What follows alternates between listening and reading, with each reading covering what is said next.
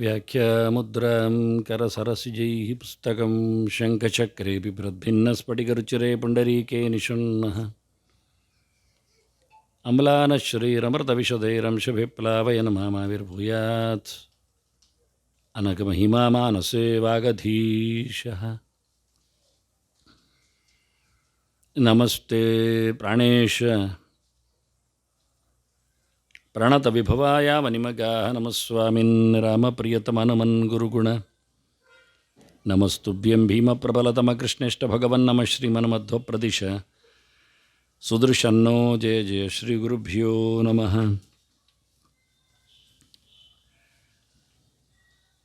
ಯಸ್ಯ ತ್ರೀಣ್ಯುದಿತಾನಿ ವೇದವಚನೆ ರೂಪಾಣಿ ದಿವ್ಯಾನ್ಯಲಂ ಬಟ್ ತದ್ದರ್ಶತಮಿತ್ತಮೇವ ನಿಹಿತಂ ದೇವಸ್ಯವರ್ಗೋ ಮಹತ್. ವಾಯೋ ರಾಮವಚೋನಯಂ ಪ್ರಥಮಕಂ ಪೃಕ್ಷೋ ದ್ವಿತೀಯಂ ವಪುಃ ಮಧ್ವೋ ಯತ್ತು ತೃತೀಯಮೇತದಮುನಾ ಗ್ರಂಥಕೃತಕೇಶವೇ.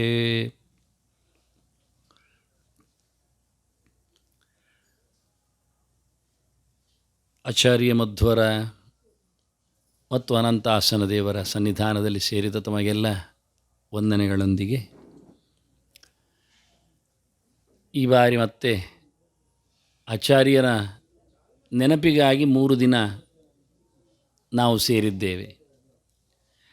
365 ದಿವಸವೂ ಅವರ ನೆನಪೇ. ಯಾಕೆಂದರೆ ಅವರು ಉಸಿರು, ಅವರಿಲ್ಲದೆ ನಮ್ಮ ಬದುಕು ಇಲ್ಲ. ಆಚಾರ್ಯರ ಬಹಳಷ್ಟು ಹೆಚ್ಚಿನ ಜೀವನದಲ್ಲಿನ ಕಾರ್ಯಕ್ಷೇತ್ರ ಉಡುಪಿ. ಆಚಾರ್ಯರ ಅಚ್ಚುಮೆಚ್ಚಿನ ತಾಣ ಉಡುಪಿ ಮತ್ತು ಕೃಷ್ಣ. ಬರುವಾಗಲೇ ಇಲ್ಲಿ ಬಂದದ್ದು. ಭೂತ್ವಾ ಕ್ಷೇತ್ರೇ ವಿಶುದ್ಧೇ ದ್ವಿಜಗಣನಿಲಯೇ ರೌಪ್ಯಪೀಠಾಭಿಧಾನೆ ತತ್ರ ಅಭಿಬ್ರಹ್ಮಜಾತಿ ತ್ರಿಭುವನ ವಿಶದೆ ಮಧ್ಯೆ ಹಾಕಿಗೇಹೆ ಅಂತ. ಉಡುಪಿಯಲ್ಲಿ ಅಲ್ಲಿ ಮದ್ದಿಗೇಹನ ಮನೆಯಲ್ಲಿ ಅಂತ. ಅಂದರೆ ನೇರ ಆಚಾರ್ಯ ಮಧ್ವರು ವಾಯುರೂಪದಿಂದ ತನ್ನ ವಿಶೇಷವಾದಂತಹ ಸನ್ನಿಧಾನವನ್ನು ಮೊದಲಿಟ್ಟದ್ದು ಅನಂತೇಶನದಲ್ಲಿ. ನಂತರದಲ್ಲಿಯೂ ಕೆಲವೊಮ್ಮೆ ಊಟಕ್ಕೆ ಹೋದವರು, ಮದುವೆಗೆ ತೆರಳಿದವರು ಬಂದದ್ದು ಸೀದಾ ಅನಂತಾಸನನಿಗೆ, ಎಲ್ಲರನ್ನು ಬಿಟ್ಟು. ಅಚ್ಯುತ ಪ್ರಜ್ಞರು ಸಿಕ್ಕಿ ಅನೇಕ ಸಂದರ್ಭಗಳಲ್ಲಿ ಅವರ ಅಪ್ಪನಲ್ಲಿಯೂ ಒಡನಾಡಿದ್ದೆಲ್ಲ ಅನಂತಾಸನದಲ್ಲಿ. ಆಗಲೂ ಪಾಠ ಪ್ರವಚನಗಳಿತ್ತು, ಪುರಾಣ ಪ್ರವಚನ ಇತ್ತು. ಮಧ್ವಾಚಾರ್ಯರ ತಂದೆ ಪುರಾಣ ಹೇಳ್ತಿದ್ರು ಗಡಸಾಗಿ, ಬೇರೆಯವರು ಹೇಳ್ತಿದ್ರು. ಹಾಗಾಗಿ ಹೆಚ್ಚಾಗಿ ಆ ಪುರಾಣಗಳೆಲ್ಲ ನಡೀತಾ ಇದ್ದದ್ದು ಅನಂತಾಸನದಲ್ಲಿ ಎನ್ನುವ ಅರ್ಥ ಕಾಣುತ್ತದೆ. ಇದು ಜನಸಮುದಾಯ ಸೇರುವ ತಾಣ. ಇದು ಮಹತೋಭಾರ ದೇವಾಲಯ. ಅಂದರೆ ತುಂಬ ಜನರಿಗಿದು ಉತ್ಸವ ಸಂದರ್ಭದಲ್ಲಿಯೂ ಆಚಾರ್ಯ ಮಧ್ವರು ಹುಟ್ಟಿ ಬರ್ತಾರೆ ಅಂತ ಹೇಳಿದ ಘಟನೆ ಅದು ಇಲ್ಲಿಯೇ. ಹೀಗಾಗಿ ಆಚಾರ್ಯರ ಬಹಳಷ್ಟು ಕೃತಿಗಳ, ಚಿಂತನೆಗಳ, ಆದರ್ಶಗಳ ಎಲ್ಲದರ ಕಲಿಕೆ, ಅರಿವು, ನೆನಪು ಇಲ್ಲಿ ಆಗಬೇಕಾದ್ದು ಯಾವಾಗಲೂ. ಪ್ರತಿನಿತ್ಯ ಇಲ್ಲಿ ಆಚಾರ್ಯರ ಕೃತಿಗಳ ಪಾರಾಯಣ, ಅವಲೋಕನ, ಚಿಂತನ ಎಷ್ಟು ಜೋರು ಇರಬೇಕು ಅಂದರೆ ಯಾರಾದರೂ ಬಂದು ಏನಾದರೂ ಕೇಳಿದರೆ ಹೇಳುವಷ್ಟು ಸಮರ್ಥರು ಇಲ್ಲಿ ಇರಬೇಕು. ಹೀಗೊಂದು ಹೊತ್ತಿಗೆ ಬರೆದಿದ್ದಾರಾ ಆಚಾರ್ಯರು, ಹೀಗೊಂದು ವಿಷಯ ಬಂದಿದೆಯಾ, ಹೀಗೊಂದು ಚಿಂತನೆ ಹೇಗೆ ನಡಿಬೇಕು ಅನ್ನುವುದು ಅವಕಾಶ ಇದೆ ಎನ್ನುವ ಮಟ್ಟಿನಲ್ಲಿ ಆದರೂ 24 hours ಅವರು ನಾನ್ ಅವೈಲೇಬಲ್ ಆದರೂ ಒಂದಿಷ್ಟು ಗಂಟೆಯಿಂದ ಇಷ್ಟು ಗಂಟೆಗೆ ಇರುತ್ತಾರೆ ಅನ್ನುವ ನೆಲೆಯಲ್ಲಿ ಆಚಾರ್ಯ ತತ್ವಶಾಸ್ತ್ರದ ಚಿಂತನೆಯನ್ನು ನಾವು ಮಾಡಿದ್ದೇವೆ ಅಂತ ಹೇಳಿಕೊಳ್ಳುವಲ್ಲಿ ಹೊತ್ತಗೆಗಳು, ಅದರ ಕಮೆಂಟರೀಸ್, ಅದರ ಕೆಲಸದವರು, ಬರೆದವರು ಎಲ್ಲರನ್ನೂ ಸಹ ತಿಳಿಸುಪಡಿಸುವಂತೆ ನಾವು ಜೋರಿದ್ದರೆ ಇವತ್ತಿನವರೆಗೆ ಆಚಾರ್ಯರು ಹೊರಟೋದ ಬಳಿಕದ 700 ವರ್ಷವನ್ನು ನಾವು ಸಾರ್ಥಕ ಮಾಡಿದ್ದೇವೆ ಅಂತ ಅರ್ಥ. ಏನು ಮಾಡಿದ್ದೇವೆ ಅಂತ ಯಾರಾದ್ರು ಕೇಳಿದ್ರಿ? 700 ವರ್ಷ ಆಯಿತು, 750 ವರ್ಷ ಆಯಿತು, ಎಂತ ಮಾಡಿದ್ರಿ ಕೇಳಿದ್ರಿ? ಯಾರು ಎಲ್ಲಿ ತಂದಿದ್ದಾರೆ, ಏನು ತಂದಿದ್ದಾರೆ? ನೂರಾರು ಸಾವಿರಾರು ಅಶ್ರುತವಾದ ಕೃತಿಗಳ ಬಗ್ಗೆ ಆಚಾರ್ಯ ರೆಫರೆನ್ಸ್ ಕೊಟ್ಟಿದ್ದಾರೆ ಅಂದರೆ ಅದನ್ನೇ ಒಂದು ದೃಷ್ಟಿಯಿಂದ ತೋರಿಸಬೇಕಾದ್ದು. ಪ್ರಾಭಾವ್ಯ ಅನ್ನತಕ್ಕ ಕೃತಿ ಏನು ಮಾತಾಡಿದೆ, ಸತ್ತತ್ವ ಎನ್ನುವ ಕೃತಿ ಏನು ಹೇಳಿದೆ, ಒಂದೇ ಸರ್ತಿ ಉಪಯೋಗಿಸಲಿ ಆಚಾರ್ಯರು, ಒಂದೇ ವಿಷಯವನ್ನೇ ತರಲಿ, ಆದರೆ ಆ ಕೃತಿಯಲ್ಲಿರತಕ್ಕ ಹೈಲೈಟ್ ಮಾಡಿದ ಸಂಗತಿ ಅದ್ಭುತ. ಆ ಕಾಲದಲ್ಲಿ ಯಾರೂ ಸಹ ಯಾವುದೇ ಕೃತಿಯ ಬಗ್ಗೆ ಆಕ್ಷೇಪ ಮಾಡಿಲ್ಲ, ನಂತರದವರು. ಯಾಕೆಂದರೆ ಆಗ ಹೆಸರು ಸಿಕ್ತಿತ್ತು ಅಂತ ಅರ್ಥ. ಕೃತಿಗಳು ಪೂರ್ತಿ ಸಿಗದಿದ್ದರೂ ಆ ಹೊತ್ತಗೆಗಳ ಬಗ್ಗೆ ಜನರಿಗೆ ಅರಿವು ಇತ್ತು ಅಂತ ಅರ್ಥ. ಯಾಕೆಂದರೆ ಆ ನಲಂದ, ತಕ್ಷಶಿಲಾ ಇಲ್ಲೆಲ್ಲ ಸಾವಿರಗಳ ಸಬ್ಜೆಕ್ಟುಗಳ ಚಿಂತನೆಗಳು, ವಿಷಯಗಳೇ ಸಾವಿರಗಟ್ಟಲೆ. ಇವತ್ತು ನಮಗೆ ಆ ವಿಷಯ ಲಿಸ್ಟ್ ಮಾಡಲಿಕ್ಕೆ ಬರೋದಿಲ್ಲ, ಸಾವಿರಗಟ್ಟಲೆ, 100 ಸಿಗೋದಿಲ್ಲ. ಬಹಳ ಜೋರಿನ ಜನರು. ಯೋಚನೆ ಅಂದರೆ ಅದಕ್ಕೆ ಮೊಘಲರ ಒಂದು ಆಕ್ರಮಣದಿಂದ ಬೆಂಕಿ ಹಾಕಿ ಅಲ್ಲಿನ ಕೃತಿಗಳು ಸುಟ್ಟೋಗಲಿಕ್ಕೆ 6 ತಿಂಗಳು ಹಿಡಿಯಿತು. ಸುಡ್ತಾ ಇರುವಾಗಲೂ ಅಗ್ಗೆ ಕಲಿತವ ಇದ್ದ ಇತಿಹಾಸಗಳಿವೆ. 6 ತಿಂಗಳಲ್ಲಿ ಸುಡಲಿಕ್ಕೆ ಬೇಕು ಅಂತಾದರೆ ಬೆಂಕಿಗೆ ಎಷ್ಟು ಇರಬೇಡ ಹೊತ್ತಗೆಗಳು ಅಂತ ಅರ್ಥ. ಹಾಗಾದರೆ ವಿಷಯಗಳು, ನಾಲೆಜ್ ಎನ್ನುವುದು ಅದ್ಭುತವಾದದ್ದು. ಜ್ಞಾನೇನೈವ ಪರಂಪದಂ ಅಂತ ನಮಗೆ ಗೊತ್ತಿಲ್ಲ. ದೇವರನ್ನು ಹೇಗೆ ಪಡೆಯುವುದು, ದೇವರನ್ನು ಹೇಗೆ ಕಾಣುವುದು? ದುಡ್ಡು ಕೊಟ್ಟರೆ ದೇವರು ಸಿಗ್ತಾರಾ? ಇಲ್ಲ. ಏನಾದರೂ ಹೋಮ ಹವನ ಮಾಡುತ್ತೇನೆ, ತೀರ್ಥಕ್ಷೇತ್ರ ಸಂಚಾರ ನಡೆಸ್ತೇನೆ, ಉತ್ಸವಗಳನ್ನು ಕೊಡುತ್ತೇನೆ, ಅನ್ನದಾನ ಮಾಡುತ್ತೇನೆ, ಇಲ್ಲ. ತಮೇವಂ ವಿತ್ವಾಮೃತ ಭವತಿ ನಾಣ್ಯ ಪಂಥ ಅಯನಾಯ ವಿದ್ಯತೆ. ಶಾರ್ಟ್ಕಟ್ ಇಲ್ಲ, ಬೇರೆ ದಾರಿ ಇಲ್ಲ. ಅರಿವೊಂದೇ ಭಗವಂತನನ್ನು ಕಾಣಲಿಕ್ಕೆ, ನೋಡಲಿಕ್ಕೆ. ಆತ್ಮಾವರೇ ದ್ರಷ್ಟವ್ಯ, ರತಂ ಶ್ರೋತವ್ಯ, ಮಂತವ್ಯ, ನಿಧಿಧ್ಯಾಸಿತವ್ಯ. ಒಂದೊಮ್ಮೆ ನಾವು ಒಪ್ಪಿ ದೇವರನ್ನಾಗಲಿ, ಧರ್ಮವನ್ನಾಗಲಿ, ಪುಣ್ಯವನ್ನಾಗಲಿ, ಪಾಪವನ್ನಾಗಲಿ ಅಂತೇವೆ ಅಂತಾದರೆ ಇದು ಅಲ್ಲದೆ ಬೇರೆ ದಾರಿ ಇಲ್ಲ. ಇಲ್ಲದ್ರೆ ಎಲ್ಲ ಬಿಡೋದು ಒಳ್ಳೆಯದು. ನಮ್ಮದು ಬದುಕು ಅಂದರೆ ಹ್ಯಾಂಡ್ ಟು ಮೌತ್ ಅಷ್ಟೇ. ಹಾಗಾದರೆ ಸಮಸ್ಯೆ ಇಲ್ಲ. ಒಂದೊಮ್ಮೆ ಅಧ್ಯಾತ್ಮದೆಡೆಗೆ, ಅಧಿಕಾತ್ಮನೆಡೆಗೆ ನಾವೊಂದೊಮ್ಮೆ, ಇದು ಆತ್ಮ, ಅಧಿಕಾತ್ಮನೆಡೆಗೆ ನಾವೊಂದೊಮ್ಮೆ ಕಣ್ಣು ಹಾಯಿಸ್ತೇವೆ ಅಂತಾದರೆ ಖಂಡಿತವಾಗಿಯೂ ಈ ಜ್ಞಾನದ ರಾಶಿಯನ್ನು ಮುಟ್ಟಲೇಬೇಕು. ಕೃಷ್ಣನು ಬಹಳ ಇಷ್ಟಪಟ್ಟ ಮಾತದು. ಜ್ಞಾನೀತು ಆತ್ಮೈವ ಮೇಮತಂ ಅಂತ ಹೇಳುತ್ತೆ. ಅಂತಹ ವಿಶೇಷವಾದಂತಹ ತಾಣ ಆಚಾರ್ಯರ ನೆಲವೀಡು ಇದು. ಇಲ್ಲಿ ಇದ್ದಾರೆ. ಅದೃಶ್ಯ ರೌಪ್ಯಪೀಠೆ ಅಸ್ತಿ, ದೃಶ್ಯ ಅಸ್ತಿ ಬದರಿ ತಟೆ ಅಂತ. ಕಾಣುವಂತೆ ಅಲ್ಲಿದ್ದಾರೆ, ಕಾಣದಂತೆ ಇಲ್ಲಿದ್ದಾರೆ. ಹಾಗಾಗಿ ಇಲ್ಲಿದ್ದಾರೆ ಎನ್ನುವುದರ ಅನುಭವ ನಮಗಾಗಬೇಕು. ಅದನ್ನು ನಾವು ಆತ್ಮಸಾತ್ ಮಾಡಿಕೊಳ್ಳಬೇಕು. ಸಹಜವಾಗಿ ಪ್ರತಿಷ್ಠಿತನಾದ ದೇವರು ಅದು ಖಾಲಿ ಕಲ್ಲಿನ ವಿಗ್ರಹ ಅಂತಾಗಿದ್ದರೆ ನಮಗೇನು ಕೆಲಸ ಮಾಡುವುದಿಲ್ಲ. ಅದು ಅದರಲ್ಲಿ ಮಹಾತ್ಮರ ಪ್ರತಿಷ್ಠೆ, ಅದರಲ್ಲಿರೋ ಶಕ್ತಿ ಹೇಳ್ತಾರಲ್ಲ, ಅರ್ಚಗಸ್ಯ ತಪೋಬಲ ಪ್ರತಿಮಾಯಾಂದು ಸಾನ್ನಿಧ್ಯಂ ಅಂತ. ಹಾಗಾಗಿ ಮಧ್ವರು ಇದ್ದಾರೆ, ಅನುಭವಿಸುವ ಎಚ್ಚರ ನಮಗೆ ಬೇಕು. ಹಾಗಾಗಿ ಇಲ್ಲಿ ನಿತ್ಯ ಉತ್ಸವ ಆಗಬೇಕು. ಹುಟ್ಟಿದ ತಾಣವನ್ನು ಸ್ವಲ್ಪ ಸಮಯದಲ್ಲಿ ಬಿಟ್ಟು ಬಂದಿದ್ದಾನೆ ವಾಸುದೇವ. ಅದು ಅವರ ಮನೆ, ಅವರಪ್ಪನ ಮನೆ. ಮಧ್ವಾಚಾರ್ಯರ ಮನೆ ಅಂತ ಹೇಳಲಿಕ್ಕೆ ಆಗುವುದಿಲ್ಲ. ಯಾಕೆ ಮಧ್ವಾಚಾರ್ಯರ ಮನೆಯಲ್ಲಿ ಇರಲಿಲ್ಲ, ಗೃಹಸ್ಥರಲ್ಲ ಅವರು. ಅಂದರೆ ಸತ್ಯವನ್ನು ನಾವು ಎಷ್ಟು ಕರಾಳವಾಗಿ ಒಪ್ಪಬೇಕಾಗತ್ತೆ ಕೆಲವೊಮ್ಮೆ ಅಂತೇಳಿ. ಅದು ಮಧ್ವಾಚಾರ್ಯರ ಮನೆ ಅಲ್ಲ, ಪಾಶಕ. ಮಧ್ವಾಚಾರ್ಯರು ಹುಟ್ಟಿದ ತಂದೆ ತಾಯಿಗಳ ಮನೆ. ಮತ್ತು ಬಹಳ ಸಮಯ ಇರಲಿಲ್ಲ ಅವರು. 12 ವರ್ಷದವರೆಗೆ ಸನ್ಯಾಸವನ್ನು ಪಡೆದು ಮತ್ತೆ ತೆರಳಿದ್ದಾರೆ. ಹುಟ್ಟಿದ ಮನೆಯಲ್ಲೇ ಮಾಡಬೇಕಾದ ಸಂಭ್ರಮವನ್ನು 16 ದಿನದಲ್ಲಿ ನಡೆಸಿಕೊಡ್ತಾರೆ ಅಂತಾದರೆ ಇದ್ದಿರೋ ತಾಣದಲ್ಲಿ ನಾವು 100 ದಿನ ಆದರೂ ಮಾಡಬೇಡವಾ? ನಾ ಹೇಳಿದ್ದು 100 ದಿನ, 3 ದಿನ ಅಲ್ಲ, ಮತ್ತೆ ಅವರು ಸರಿ ಹೇಳಿದ್ದಾರೆ, 3 ದಿನ ಮಾಡಿದ್ದಾರೆ ಅಂತ ಹೇಳಬೇಡಿ, 3 ನಾಮ. ಇದಷ್ಟು ಪೀಠಿಗೆ ಇರಲಿ. ರಥಸಪ್ತಮಿ ಇವತ್ತು ನಾವು ಸೂರ್ಯನ ಬಗ್ಗೆ ಯೋಚನೆ ಮಾಡುವ. ಆಚಾರ್ಯರ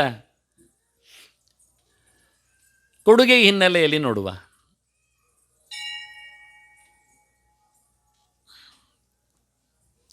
ಸಕಲ ಶಾಸ್ತ್ರಗಳ ಸಾರ ಮಹಾಭಾರತ, ಭಾರತದಲ್ಲಿ ಗೀತೆ, ಗೀತೆಯಲ್ಲಿ 15ನೇ ಅಧ್ಯಾಯ. ನಮಗಿವತ್ತು ಅಷ್ಟೇ ಸಿಗುವುದು, ಅದರಾಚೆಗೆ ನೋಡುವುದೂ ಇಲ್ಲ ಬಿಡಿ, ಯಾವಾಗಲೂ ನೋಡಿದರೆ ಅಷ್ಟರಲ್ಲೇ ಆಯಿತು. ಅಲ್ಲಿನ ಒಂದು ಮಾತು, ಯದಾದಿತ್ಯಗತಂತೇಜ ಜಗದ್ಭಾಸಯತೆ ಖಿಲಂ ಯಚ್ಚಂದ್ರಮಸಿ ಹೆಚ್ಚಾಗ್ನೋ ತತ್ತೇಜೋ ವಿದ್ಧಿ ಮಾಮಕಂ. ಸೂಪರ್. ಕೃಷ್ಣನ ಬಹಳ ಸುಂದರವಾದ ಒಂದು ಸ್ಟೇಟ್ಮೆಂಟ್, ಬಹಳ ಚೆನ್ನಾಗಿದೆ. ರಣಾಂಗಣದಲ್ಲಿ ಇದು ಎಷ್ಟು ಸಾಕೂತ ನನಗೆ ಗೊತ್ತಿಲ್ಲ, ಲಾಭದಾಯಕ ಏನಲ್ಲ. ಹೋರಾಟ ಮಾಡುವ ಅರ್ಜುನನಿಗೆ ಈ ಗೆರೆಯಿಂದ ಏನಾಯಿತು ಅಂತ ಕೇಳಿದರೆ ನಾವು ಪರ್ಟಿಕ್ಯುಲರ್ಲಿ ಈ ಸೆಂಟೆನ್ಸನ್ನು ಓದಿ ಹೇಳಿ. ಸೂರ್ಯನಲ್ಲಿರತಕ್ಕ ತೇಜಸ್ಸದು ನನ್ನದು ತಿಳ್ಕೋ ಹೇಳುವ ಏನೊಂದು ವಾಕ್ಯ ಇದೆ. ಇದು ಹೋರಾಟ ಮಾಡುವ ಅರ್ಜುನನಿಗೇನಪ್ಪ ಸಂಗತಿ ಕೇಳಿದರೆ ನಾವು ಹುಡುಕಬೇಕು, ಬಾದರಾಯಣ ಸಂಬಂಧವನ್ನು ಹೇಳಬೇಕಿನ್ನು. ಎಲ್ಲಿಯೋ ಯಾವುದಕ್ಕೂ ಲಿಂಕ್ ಕೊಟ್ಟುಕೊಂಡು ಯದಾದಿತ್ಯಗತಂ ತೇಜ ಜಗದ್ಭಾಸಯತೆ ಅಖಿಲಂ. ಇಡೀ ಜಗತ್ತನ್ನು ಬೆಳಗಿಸುವ ಒಂದು ಅದ್ಭುತವಾದ ಶಕ್ತಿ ಸೂರ್ಯ ಅಂದರೆ. ನಮಗಿವತ್ತು ಪೂರ್ತಿ ಅವನು ಡಿಕೋಡ್ ಆಗಲಿಲ್ಲ, ತಿಳ್ಕೊಳ್ಳಿಕ್ಕೆ ಬರಲಿಲ್ಲ. ನಮ್ಮದು ಸೈನ್ಸು ಮುಂದುವರೆದಿದೆ, ಆದರೆ ಸೂರ್ಯನ ಬಗ್ಗೆ ಪೂರ್ತಿ ಅರ್ಥ ಮಾಡಿಕೊಳ್ಳಿಕ್ಕೆ ಆಗಲಿಲ್ಲ. ಎಷ್ಟರ ಮಟ್ಟಿಗೆ ಸೂರ್ಯನ ಬಗ್ಗೆ ನಮಗೆ ಅರ್ಥ ಸರಿಯಾಗ್ತಾ ಇಲ್ಲ ಅಂದರೆ ಇಟ್ ಮೂವ್ಸ್ ಆರ್ ನಾಟ್ ಎನ್ನುವುದೇ ಗೊತ್ತಿಲ್ಲ. Is the sun moves or not? Is the sun rounds or not? You can't say. Surely. ಆಗುವುದಿಲ್ಲ. ಪರ್ಹ್ಯಾಪ್ಸ್ ಇರ್ಬೋದು, ಭೂಮಿಯೂ ತಿರುಗ್ಬೋದು, ಸೂರ್ಯನೂ ತಿರುಗ್ಬೋದು ಬೇಕಾದರೆ, ಇಬ್ಬರೂ ತಿರುಗ್ಬೋದು. ಮತ್ತು ಬೇಕಾದರೆ ಇನ್ನೂ ಚೂರು ನೋಡಿದರೆ ಎಷ್ಟು ಚೆನ್ನಾಗಿದೆ. ಇಡೀ ಜಗತ್ತನ್ನು ಬೆಳಗಿಸುವ ಆ ಸೂರ್ಯ, ಅವನಲ್ಲಿರತಕ್ಕಂತಹ ಶಕ್ತಿ, ತೇಜಸ್ಸು, ಬೆಳಕು, ಅದು ನಾನು ಅಂತ ಹೇಳಿದ ಕೃಷ್ಣ. Direct speech ಅವನತ್ತು. ಎಷ್ಟು ಚೆನ್ನಾಗಿದೆ. ಯಾರಿಗೂ ಡೈಜೆಸ್ಟ್ ಆಗೋದು ಬಹಳ ಕಷ್ಟ, ಆದರೆ ಅನಿವಾರ್ಯ, ಒಪ್ಪಲೇಬೇಕಾದ ಮಾತು. ನೇರ ಹೇಳಿದ್ದಾನೆ, ಅದು ನನ್ನದು ಅಂತ. ಶಂಕರಾಚಾರ್ಯರು ಭಾಷ್ಯ ಬರೆದಾಗ ಚೆನ್ನಾಗಿತ್ತು ಗೆರೆ. ಯದಾದಿತ್ಯಗತಂತೇಜ ಜಗದ್ಭಾಸೇತೆ ಕಿಲಂ ಯಚ್ಚಂದ್ರಮಸಿ ಯಚ್ಚಾಗ್ನು. ಮತ್ತೆರಡು ಉಂಟಲ್ಲಿ, ಚಂದ್ರನಲ್ಲಿಯೂ ಅಗ್ನಿಯಲ್ಲಿ ಉಂಟು. ಇರಲಿ, ನಾವು ಸೂರ್ಯನನ್ನು ಮಾತ್ರ ಮಾತಾಡಿಸುವ. ತತ್ತೇಜೋ ವಿದ್ಧಿ ಮಾಮಕಂ, ಇದು ನನ್ನದು ಅಂತ ಹೇಳುವಾಗ ಮಾಮಕಂ ಅನ್ನುವುದಕ್ಕೆ ಎತ್ತಿಕೊಂಡ್ರವರು. ಮಾಮಕಂ ಮದೀಯಂ ಮಮ ವಿಷ್ಣೋ ತಜ್ಜ್ಯೋತಿ. ಇದು ಶಂಕರ ಭಾಷೆ.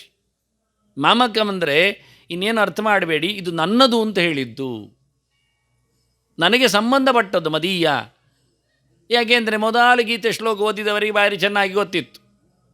ಅವನು ಕೇಳಿದ್ದ ಸಂಜಯನ ಹತ್ರ, ಮಾಮಕಾಹ ಪಾಂಡವಾಶ್ಚೈವ ಕಿಮ ಕುರುವತ ಸಂಜಯ ಅಂತ. ಅಲ್ಲಿ ಮಾಮಕ ಅಂದರೆ ನನ್ನ ಮಕ್ಕಳು ಅಂತ ಅರ್ಥ ಮಾಡಿದ್ದಾರೆ.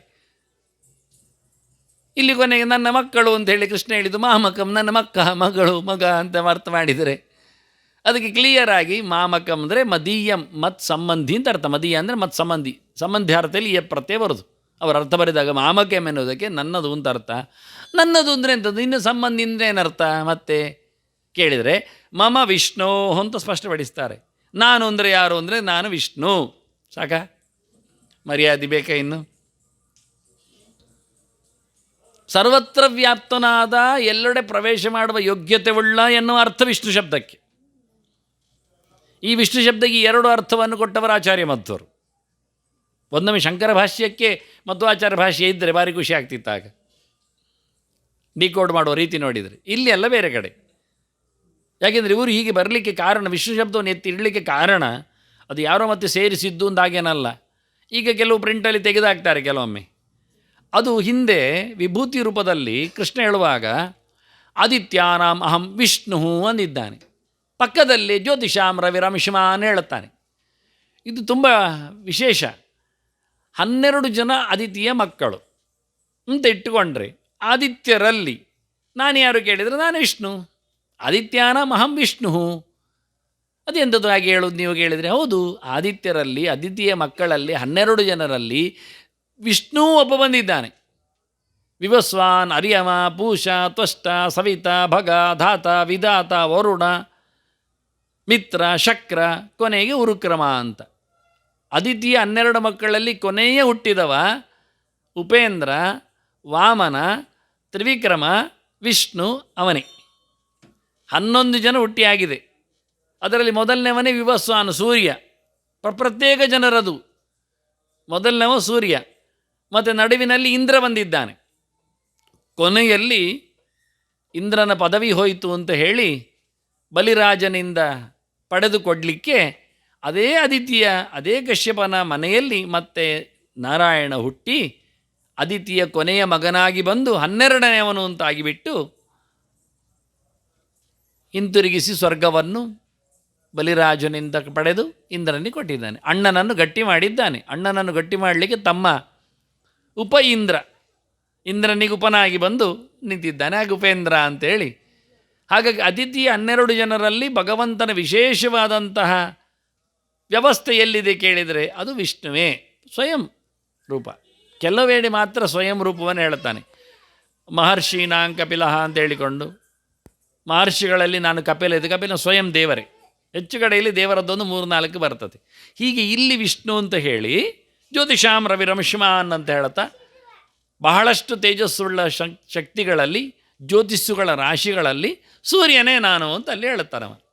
ಹಾಗೆ ಅಲ್ಲಿನ ವಿಷ್ಣು ಶಬ್ದವನ್ನು ಎತ್ತಿಕೊಂಡು ಕ್ರಮಬದ್ಧವಾಗಿ ಮಾಮಕಂ ಎನ್ನುವುದಕ್ಕೆ ಮಮ ವಿಷ್ಣೋ ತದು ಜ್ಯೋತಿ, ಅದು ಬೆಳಕು, ಅದು ನನ್ನದು ಅಂದರೆ ಕೃಷ್ಣ ಹೇಳುತ್ತಾನೆ, ವಿಷ್ಣುವಿನದ್ದು ಅಂತ ಅವರ ಅರ್ಥ ತೋರಿಸ್ತಾರೆ. ಆದರೆ ವಿಷ್ಣು ಕೃಷ್ಣ ಎಲ್ಲ ಬೇರೆ ಅಲ್ಲ, ಒಂದೇ ದೇವರು, ವ್ಯತ್ಯಾಸ ಇಲ್ಲ. ಗೀತೆಯನ್ನು ಹೇಳಿದ್ದು ನಾರಾಯಣನೆನ್ನುವುದರಲ್ಲಿ ಏನು ಸಂಶಯ ಇಲ್ಲ. ಯಾರೋ ಒಬ್ಬ ಬಂದು ವಿಭೂತಿ ಪುರುಷ ಇದ್ದಾನೆ, ಯೋಗ್ಯತೆ ಜಾಸ್ತಿ ಇದ್ದವನು ಬಂದು ಹೇಳಿದ್ದು ಮಹಾನುಭಾವ ಆಗಿರ್ತಾನಲ್ಲ, ಸಾಕ್ಷಾತ್ ದೇವರೇ ಹೇಳುವ ಸಂಗತಿ ಎನ್ನುವುದನ್ನು ಅವನು ಹೇಳಿಕೆಯಲ್ಲಿ, ಅಂದರೆ ಈ ಹೇಳಿಕೆಯನ್ನು ತಿದ್ದುವಾಗೇ ಇಲ್ಲ.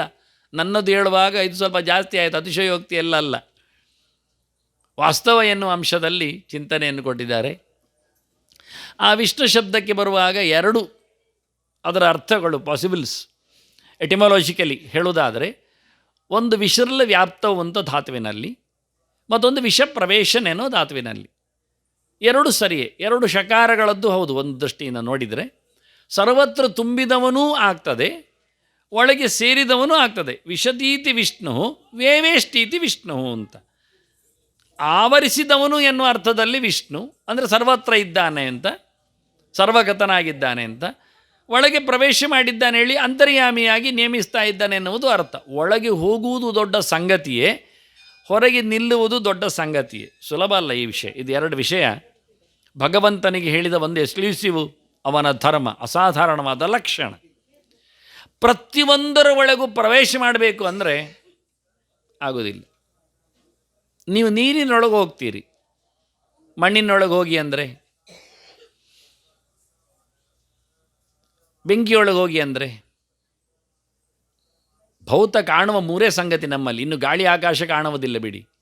ಇರುವ 3 ಸಂಗತಿಯಲ್ಲಿ ಒಂದರಲ್ಲಿ ಹೋಗಿ ಬರಲಿಕ್ಕೆ ಪ್ರಯತ್ನಿಸ್ತೇವೆ, ಸುಮಾರು ಹೊತ್ತಿರಲಿಕ್ಕೆ ಆಗುವುದಿಲ್ಲ. ನೀರಲ್ಲಿ ಹೋಗಲಿ ಹೇಳಿದರೆ, ನೀರಲ್ಲಿ ಹೋದರೆ ಮತ್ತೆ ಬರಬೇಕು ಬೇರೆ, ಮೇಲೆ ಎತ್ತಿ ಹಾಕೋದಾದರೆ ಹೋಗ್ತೇವೆ ನಾವು ಮತ್ತೆ ಕೊನೆಗೆ.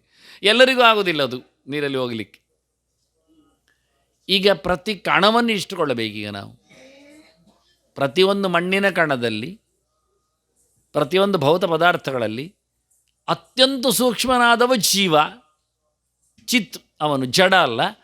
ಅವನಲ್ಲಿಯೂ ಜಡದೊಳಗೆ ಹೋಗುವುದು ಕಷ್ಟವೇ, ಜೀವನೊಳಗೆ ಹೋಗುವುದು ಕಷ್ಟವೇ.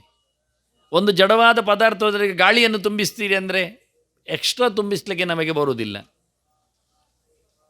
ಸ್ಪೇಸ್ ಸಿಗುವುದಿಲ್ಲ.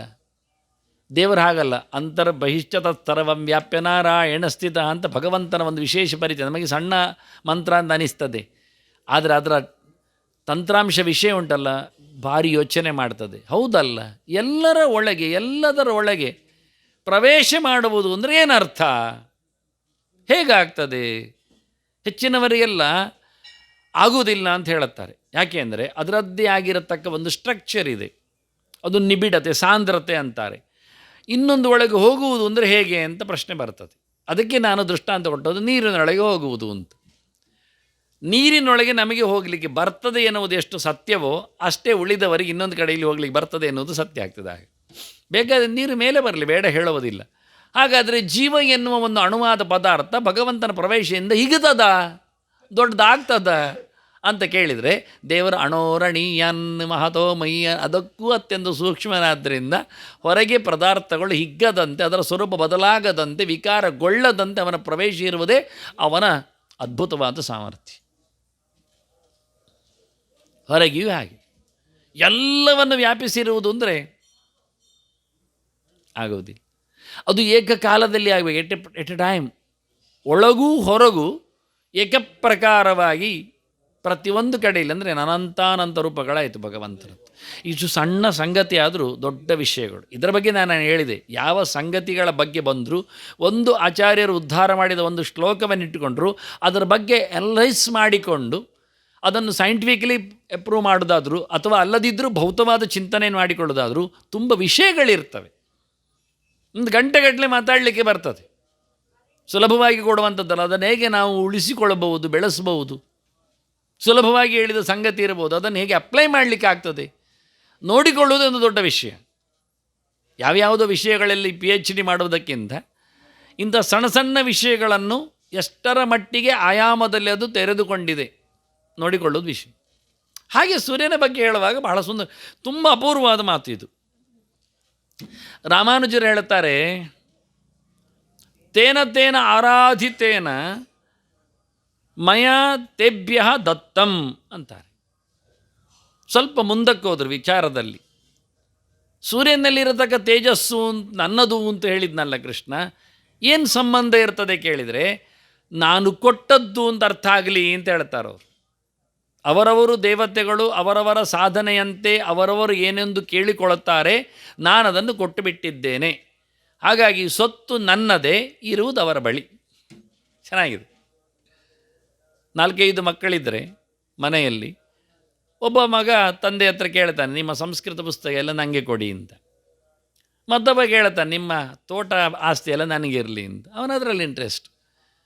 ಇನ್ನೊಬ್ಬ ಹೇಳ್ತಾನೆ, ನಿಮ್ಮ ಸರ್ಟಿಫಿಕೇಟ್ಗಳೆಲ್ಲ ನಮಗೆ ಬರಲಿ ಅಂತಾನೆ. ಅವನದನ್ನು ನೋಡಿಕೊಂಡು, ಹಾಗೆ ಒಬ್ಬೊಬ್ಬರು ಒಂದು ರೀತಿಯಿಂದ ಇಂಟ್ರೆಸ್ಟ್ ಇರ್ತಾರೆ, ಅದನ್ನು ಕಲೆಕ್ಟ್ ಮಾಡ್ತಾರೆ, ಅದನ್ನು ನೋಡಿಕೊಳ್ಳುತ್ತಾರೆ. ಹಾಗೆ ದೇವತೆಗಳು ಭಗವಂತನಲ್ಲಿ ಬಹುಬಗೆಯ ಉಪಾಸನೆ ಮಾಡಿದರು. ತಮ್ಮ ಯಥಾ ಉಪಾಸೆ ತದೈವ ಭವತಿ ಇಂದ ಯಾವ ನಮ್ಮನ್ನು ಉಪಾಸನೆ ಮಾಡಿದ್ದಾರೆ ಅದನ್ನು ಅವರಿಗೆ ದೇವರು ಕೊಟ್ಟ. ಎಷ್ಟರವರೆಗೆ ಕೇಳಿದರೆ ಹೆಸರು ಸಹ ಕೊಟ್ಟದ್ದು. ವಿಶೇಷ ಅಂದರೆ ಹಾಗೆ, ಅಪ್ಪ ನಾಳೆಯಿಂದ ನೀವು ಫೇಮಸ್ ಆಗಬಾರ್ದು ಇಂದ್ರ ಹೆಸರಿನಲ್ಲಿ, ಆಯ್ತಪ್ಪ ನೀನೇ. ಸ್ವರ್ಗದೊಡೆಯನಿಗೆ ದೇವರು ಇಂದ್ರ ಅಂತ ಹೆಸರು ಕೊಟ್ಟ, you are popular as Indra hereafter, ಆಯ್ತಲ್ಲ. ಹೀಗೆ ಭಗವಂತ ಸೃಷ್ಟಿಯ ಪೂರ್ವದಲ್ಲಿ ಸಕಲ ನಾಮಗಳನ್ನು ಹೊತ್ತವ, ಸೃಷ್ಟಿಯ ನಂತರದಲ್ಲಿ ಆಯಾ ವ್ಯಕ್ತಿಗಳಿಗೆ ಆಯಾ ಹೆಸರುಗಳನ್ನು ಕೊಟ್ಟು ಅವರನ್ನು ದುಡಿಸಿಕೊಂಡು ಅವನು ಹೊರಗೆ ನಿಂತ. ಸೊತ್ತುಗಳನ್ನು ಕೊಟ್ಟ, ಸಂಪತ್ತನ್ನು ಕೊಟ್ಟ. ಹಾಗಾಗಿ ಸೂರ್ಯನಿಗೆ ಉಪಾಸನೆ ಮಾಡಿದ್ದಕ್ಕೆ ತೇಜಸ್ಸನ್ನು ಕೊಟ್ಟ. ಇರುವುದು ತೇಜಸ್ ಯಾರದ್ದು? ಅವನದ್ದೇ. ಹೀಗೆ ಭಾಳ ಚಂದವಾಗಿ ಒಂದು ಮುಖ, ಅಂದರೆ ಎಷ್ಟು ಆಯಾಮದಲ್ಲಿ ಯೋಚನೆ ಮಾಡಬಹುದು ಅಂತ. ಇರುವ ಸೂರ್ಯನಲ್ಲಿರುವ ತೇಜಸ್ಸು ಅಂದರೆ ಏನರ್ಥ ಅಂತ ಕೇಳಿಕೊಳ್ಳಲಿಕ್ಕೆ ಒಂದು ಹೊರಡಬೇಕು ನಾವು. ಹೌದಲ್ಲ, ಹೇಗೆ ಅಂತ.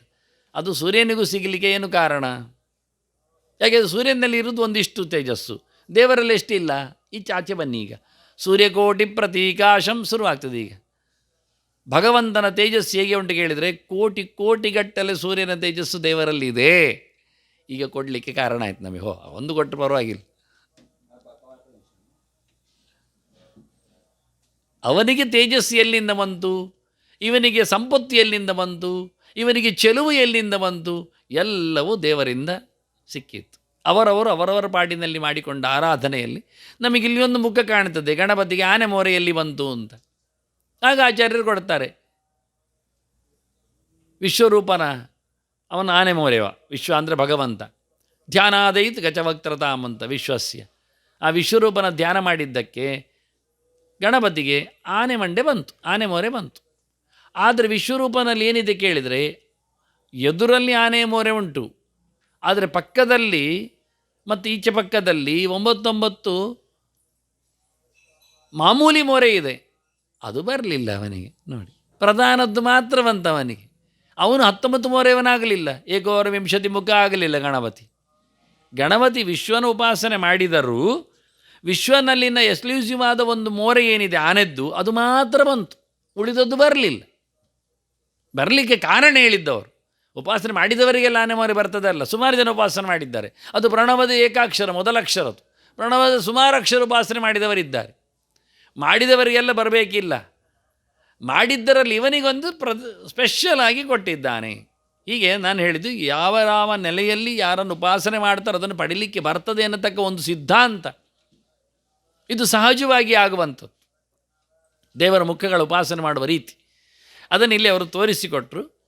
ಹೀಗೆ ಬಹಳ ಸುಂದರವಾಗಿ ತೇಜಸ್ಸು ಸೂರ್ಯನದ್ದು, ಇದು ನಮ್ಮ ಉಪಾಸನೆಯ ಮುಖ. ವಾಸ್ತವವಾಗಿ ಅದರಲ್ಲಿ ಸುಮಾರು ರೀತಿಗಳಿವೆ. ಒಂದು ದೃಷ್ಟಿಯಿಂದ ಚಿಂತನೆ ಮಾಡೋದಾಗಿದ್ದರೆ, ನಿತ್ಯ ಗಾಯತ್ರಿಯ ಉಪಾಸನೆ ಮಾಡುವಂಥದ್ದು ನಾವು ಸೂರ್ಯನಲ್ಲಿ. ಯದಾದಿತ್ಯಗತಂ ತೇಜಃ ಜಗದ್ಭಾಸೇತೆ ಅಖಿಲಂ ಹೆಚ್ಚಾಂದಮತ್ಸ ಹೆಚ್ಚಾಗನು ತತ್ತೇಜೋ ವಿದ್ಧಿ ಮಾಮಕಂ ಅಂತ ಸ್ಪಷ್ಟ ಹೇಳಿ, ಆ ಬೆಳಕು ನಾನು, ಅದು ನನ್ನದು. ಉಪಾಸನೆಯಿಂದ ಆ ಬೆಳಕನ್ನು ಮಾಡಬೇಕು. ತತ್ ಸವಿತು ವರೇಣ್ಯಂ ಭರ್ಗಃ ದೇವಸ್ಯ ಧೀಮಹಿ. ಸವಿತು ದೇವಸ್ಯ ವರೇಣ್ಯಂ ಭರ್ಗಃ.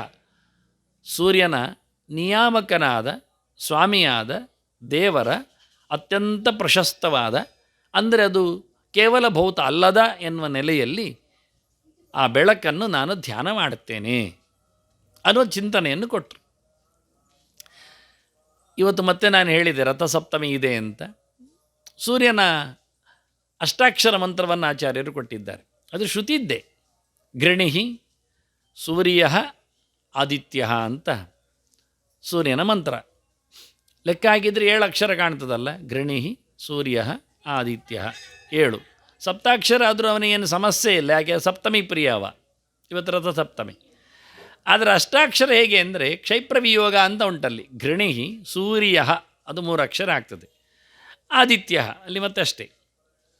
ಇಲ್ಲಿ ಏನಾದರೂ ಆಗಲಿ, ಇದರ ಚಿಂತನೆ ಹೇಗೆ ಮಾಡಬೇಕು ಅಂತ ತೋರಿಸಿಕೊಟ್ಟದ್ದು ನಿತ್ಯದಲ್ಲಿ ಅಂದಾಗ ಧ್ಯೇಯ ಸದಾ ಸವಿತೃಮಂಡಲ ಮಧ್ಯವರ್ತಿ ನಾರಾಯಣ ಸರಸಿಜಾತನ ಸನ್ನಿವಿಷ್ಟ.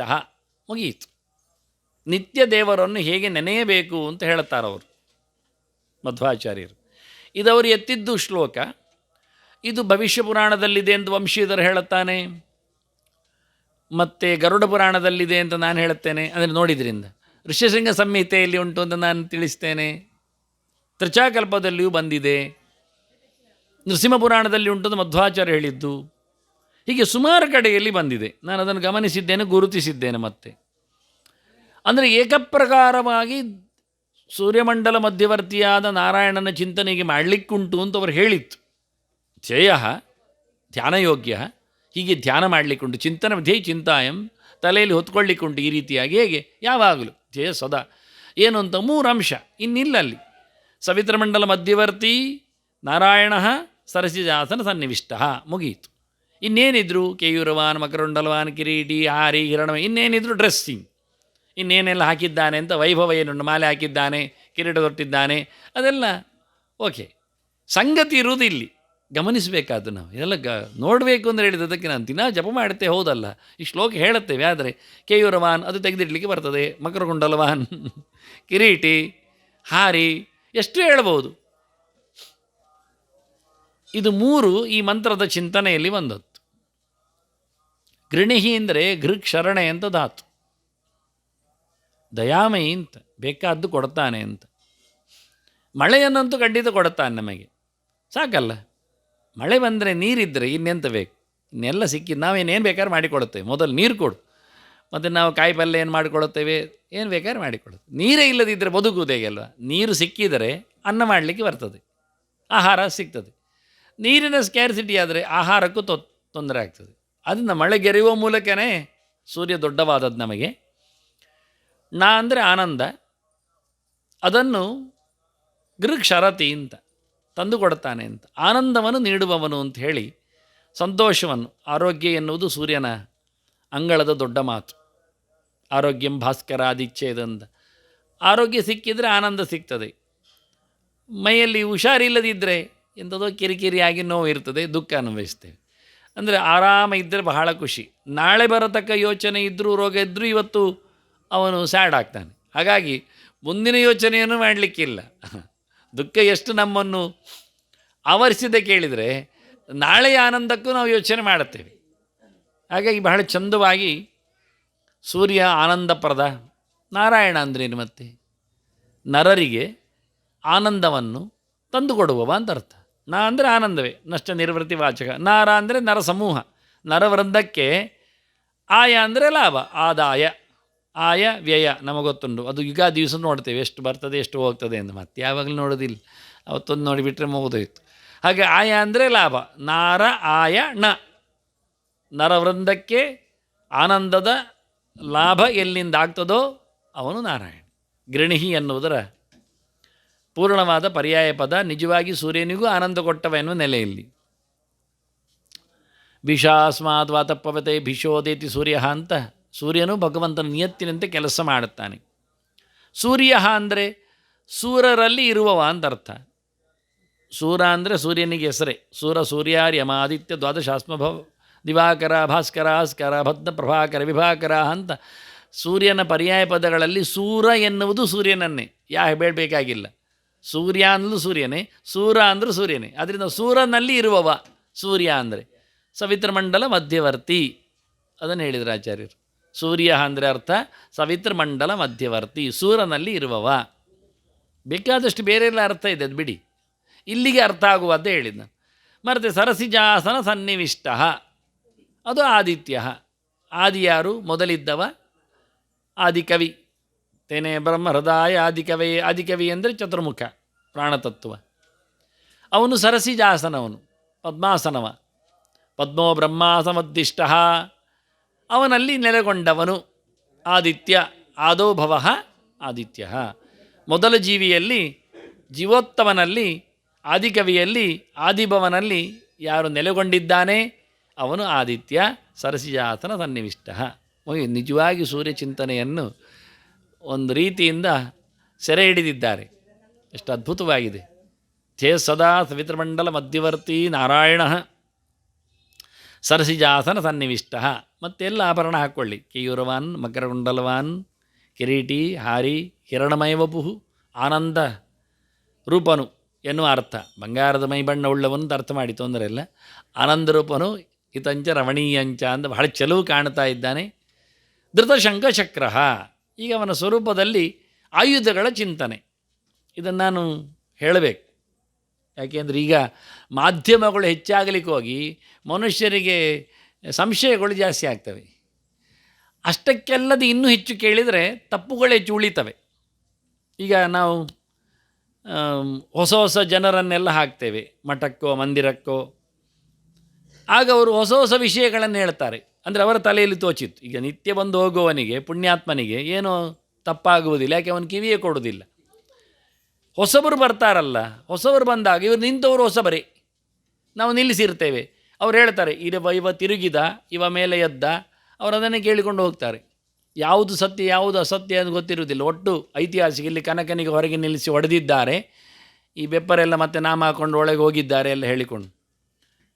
ನಾವು ಹೊಸಬರನ್ನು ಮಾಡಲಿಕ್ಕೆ ಸಿದ್ಧ, ಆದರೆ ಅವರು ಬಾಯಿ ಮುಚ್ಚಿ ಕೂತ್ರೆ ಭಾರಿ ಒಳ್ಳೆಯದು. ಇಲ್ಲಾಂದ್ರೆ ದುರಂತ ಅಂದರೆ ನಮ್ಮ ದೇಶದಲ್ಲಿ ನಮ್ಮ ಪಾಳೆಯದಲ್ಲೇ ನಾವೇ ತಪ್ಪನ್ನವರಿಗೆ ಉಣಿಸಿದಾಗೆ ಆಗ್ತದೆ. ಅಂದರೆ ಮಾಧ್ಯಮಗಳು ಇವತ್ತು ಏನಾಗಿವೆ ಅಂದರೆ ತಪ್ಪನ್ನು ಹೆಚ್ಚು ಕೊಡ್ತಾ ಇವೆ. ಹಿಂದೆ ಇರಲಿಲ್ಲ. ಹಿಂದೆ ಸೂರ್ಯನ ಪ್ರತೀಕದಲ್ಲಿ ಉಪಾಸ್ಯ ನಾರಾಯಣ ಹೇಗಿದ್ದಾನೆ ಎನ್ನುವುದು ಬಾಯಿ ಮಾತಿನಲ್ಲಿತ್ತು, ಕಿವಿ ಕೇಳ್ತಾ ಇತ್ತು. ಚಿತ್ರ ಹಾಕ್ಲಿಕ್ಕೆ ಹೋಗಿ ಈಗ ಉಂಟಲ್ಲ, ಕೆಲವರು ಎರಡೇ ಕೈ ಹಾಕಿ ಬಿಡ್ತಾರೆ, ಚಕ್ರಶಂಗ ಮಾತ್ರ ಕೊಡ್ತಾರೆ. ಕೆಲವರು ಎರಡು ಕೈ ಹಾಕಿ 4 ಕೈ ಇಡ್ತಾರೆ, ಆದರೆ ಅದರಲ್ಲಿ ಏನು ಆಯುಧ ಕೊಡೋದಿಲ್ಲ. ಇದೇ ಮಾತುಗಳು ಮಾತ್ರ ಆದರೆ ಅವರಿಗೆ 4 ಕೈ ಕೊಡಲಿಕ್ಕೂ ತಪ್ಪೆ. ಯಾಕೆಂದರೆ ಎರಡೇ ಕೈಯಲ್ಲಿ ಇರುವುದಿಲ್ಲ. ಧೃತ ಶಂಖಚಕ್ರ. ಅವರ ಹತ್ರ ನೇರ ಮಾತಾಡಿದರೆ ಶಂಖಚಕ್ರವನ್ನು ಹೊತ್ತಿದ್ದಾನೆ ಹೇಳೋ ಕೈಯಲ್ಲೇ ಹೊತ್ತಬೇಕು ಅಂತ ಏನು ನಿಯಮ ಉಂಟು? ತೊಡೆಯಲ್ಲಿಟ್ಟರೂ ಆಗೋದಿಲ್ವ? ಧೃತ ಶಂಖಚಕ್ರ ಕೈಯಿಂದ ಉಂಟಾ? ತೋಳು ಅಂತ ಉಂಟಾ? ಇಲ್ಲ. ಶಂಖಚಕ್ರ ಹೊತ್ತವ ನಾನು ಹೊತ್ಕೊಂಡಿದ್ದೇನೆ. ಶಂಖಚಕ್ರ ಕಿವಿಯಲ್ಲಿ, ತೋಳಲ್ಲಿ ಹೊತ್ತುಕೊಳ್ಬೋದು, ಭುಜದಲ್ಲಿ, ಭುಜಮೂಲದಲ್ಲಿ. ಶಂಖಚಕ್ರವನ್ನು ಹೊತ್ತವ ಅಂತ ಹೇಳೋದು ಹೇಗೆ? ಕೈ ಕೊಟ್ಟ ನಂತರ ನೀವು ತಿಳ್ಕೊಳ್ಬೇಕು ಎಲ್ಲಿಂದ ತಂದ್ರಿ ಕೈಯನ್ನು. ಶ್ಲೋಕದಲ್ಲಿ ಕೈ ಇಲ್ಲ. ಹಿರಣ್ಮಯ ಬಹು ಧೃತ ಶಂಖಚಕ್ರ ಮಾತಾಡಿ. ಶ್ಲೋಕದಲ್ಲಿ ಕೈ ಹೇಳಲಿಲ್ಲ. ಇಷ್ಟೇ ಶ್ಲೋಕವನ್ನೊಮ್ಮೆ ನಿಮಗೆ ಸೂರ್ಯನಾರಾಯಣನ ಧ್ಯಾನಕ್ಕೆ ಸಾಕೂಂತಾಗಿದ್ದರೆ, ಇದು ಸಾಕೂತವಾಗಿಲ್ಲ, ಕೈ ಕೊಡಲಿಲ್ಲ. ಇದರಲ್ಲಿ ಶಂಖಚಕ್ರವನ್ನು ಮೆತ್ತಗೆ, ಧೃತ ಅಂತ ಉಂಟು, ಹೊತ್ತಿದ್ದು ಅಂತ ಉಂಟು, ಮೆತ್ತಗೆ ತೊಡೆಯಲ್ಲಿಡಬಹುದು. ಅದು ಲಾಯ್ಕ್ ಕಾಣುವುದಿಲ್ಲ. ಯಾಕೆಂದರೆ ಕೇಯೂರವಾನ್ ಹೇಳಿದೆ, ಕೇಯೂರ ಹಾಕಿದ್ದಾನೆ ಅಂತ. ಕೇಯೂರ ಅಂದರೆ ವಂಕಿ ಅಂತ ಅರ್ಥ, ತೋಳಬಂದಿ ಅಂತ ಅರ್ಥ. ಅದು ಹಾಕಿದೆ ಅಂತ ಉಂಟು. ಆದ್ದರಿಂದ ಕೈಯನ್ನು ಒಪ್ಪುವ. ಕೇಯೂರವಾನ್, ಮಕರಕುಂಡಲವಾನ್, ಕಿರೀಟಿ ಇದ್ದದನ್ನು ಮಂಡೆ ಉಂಟು ಅಂತ ಒಪ್ಪುವ. ಹಾರಿ ಇದ್ದದ್ರಿಂದ ಕುತ್ತಿಗೆಯನ್ನು ಒಪ್ಪುವ. ಸರಿ, ಹಾಗಾದರೆ ತೋಳು ಎಷ್ಟು ಅಂತ ಒಪ್ಪುವುದು? ಕೇಯೂರವಾನ್ ಒಂದೇ ಇರುವುದಲ್ಲ, ಕಿರೀಟಿ, ಒಂದು ಕಿರೀಟವನ್ನು ಹೊತ್ತಿದ್ದಾನೆ. ಹಾರಿ, ಹಾಗೆ ಒಂದು ಕೈ ಮಾತ್ರ ಮಾಡುವ. ದೇವತೆಗಳಲ್ಲಿ ಒಂದು ಕೈ, ನಾಲ್ಕು ಎಲ್ಲ ಬೇಕಾದಷ್ಟು ಉಂಟು. ಕೈ ಎಲ್ಲಿ ಬಂತು? 4 2 ಹೇಳಲಿಕ್ಕೆ ಹೇಗೆ ಬಂತು ನಿಮಗೆ? ಅದು ಕೈಯಲ್ಲೇ ಶಂಖಚಕ್ರ ಯಾಕೆ ಬೇಕು? ನಾನು ಹೇಳಿದ ಹಾಗೆ ತೊಡೆಯಲ್ಲಿಟ್ಟುಕೊಳ್ಳುವ, ಕೆಳಗಿಟ್ಟುಕೊಳ್ಳುವ. ದೇವರು ಯಾಕೆ ಯಾವತ್ತು ಹೊತ್ಕೊಂಡೇ ಇರಬೇಕು? ಅವನಿಗೆ ಕೈ ನೋವಾಗೋದಿಲ್ವ? ಅಂದರೆ ಬೇರೆ ಚಿಂತನೆಗಳು ಬೇಕಾಗ್ತದೆ ಅಂತ ಅರ್ಥ. ಈಗ ಜಸ್ಟಿಫೈ ಮಾಡಲಿಕ್ಕೆ ಕ್ರಾಸ್ ರೆಫರೆನ್ಸ್ಗಳು ಬೇಕು. ವಿಷಯ ಇಷ್ಟೇ, ಯಾವಾಗಲೂ ಹಾಗೆ. ತರ್ಕ ಅಂದರೆ ಚಿಂತನೆ ಅಂದರೆ ಈಗ ಪ್ರಮಾಣಾಂತರ ಹೇಗೆ ಹೇಳುತ್ತದೆ ಅನ್ನೋದ್ರ ಬಗ್ಗೆ ಯಾರು ಹೇಳಬೇಕು? ಇದು ಕಷ್ಟವೇ. ನೀವು ಹೇಳಿದ್ದೆ ಯಾಕೆ ನಾವು ಕೇಳಬೇಕಂತ ಶುರು ಮಾಡ್ತೇವೆ.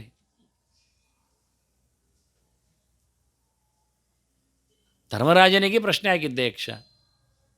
ನೈಕೋ ವಚಃ ನೈಕೋ ಋಷಿ ಯಸ್ಯ ವಚ ಪ್ರಮಾಣಂ. ಒಬ್ಬ ಋಷಿಯ ನಮಗೆ ಪ್ರಮಾಣ ಅಂತ ಹೇಳಲಿಕ್ಕೆ?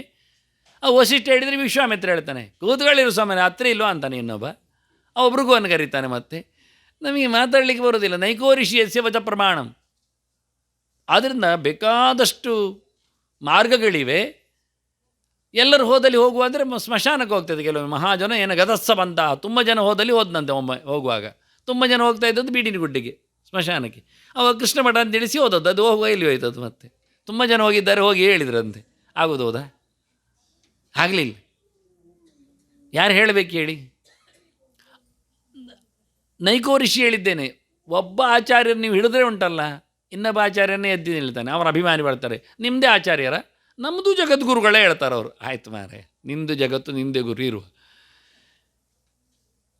ಸೂರ್ಯಮಂಡಲ ಮಧ್ಯವರ್ತಿಯಾದ ನಾರಾಯಣನ ಚಿಂತನೆ ಹೇಗೆ ಮಾಡಬೇಕು ಒಂದು ವಿಷಯ. ಸೂರ್ಯಮಂಡಲ ಮಧ್ಯವರ್ತಿಯಾಗಿಯೇ ನಾರಾಯಣನ ಚಿಂತನೆ ಮಾಡಬೇಕು ಹೇಗೆ, 2 ವಿಷಯ. ಇದು ಒಂದು ಕಷ್ಟ. ಸುಲಭದಲ್ಲಿ ಹೇಳಿ ಮುಗಿಸ್ತೇನೆ. ಉದ್ಧವ ನಿಂತ, ಕೃಷ್ಣನಲ್ಲಿ ಕೇಳಿದ. ಕೊನೆಯ ಹೊತ್ತದು. ಕೃಷ್ಣ, ನಿನ್ನ ಉಪಾಸನೆ ಹೇಗೆ ಮಾಡಲಿ? ಕೃಷ್ಣ ಯಾರು ನಮಗೆ ಗೊತ್ತುಂಟು. ಈಗ ಅದು ಬೇರೆ ನೋಡಿ ಆಯಿತು. ಮೊದಲ ಮಾತಿನಲ್ಲಿ ಬಂದಿದೆ, ವಿಷ್ಣು ಯಾರು ಅಂತ ತಿಳ್ಕೊಂಡು ನನ್ನ ಮಾತು ಅಂತ ಹೇಳಿದ್ದಾನವ.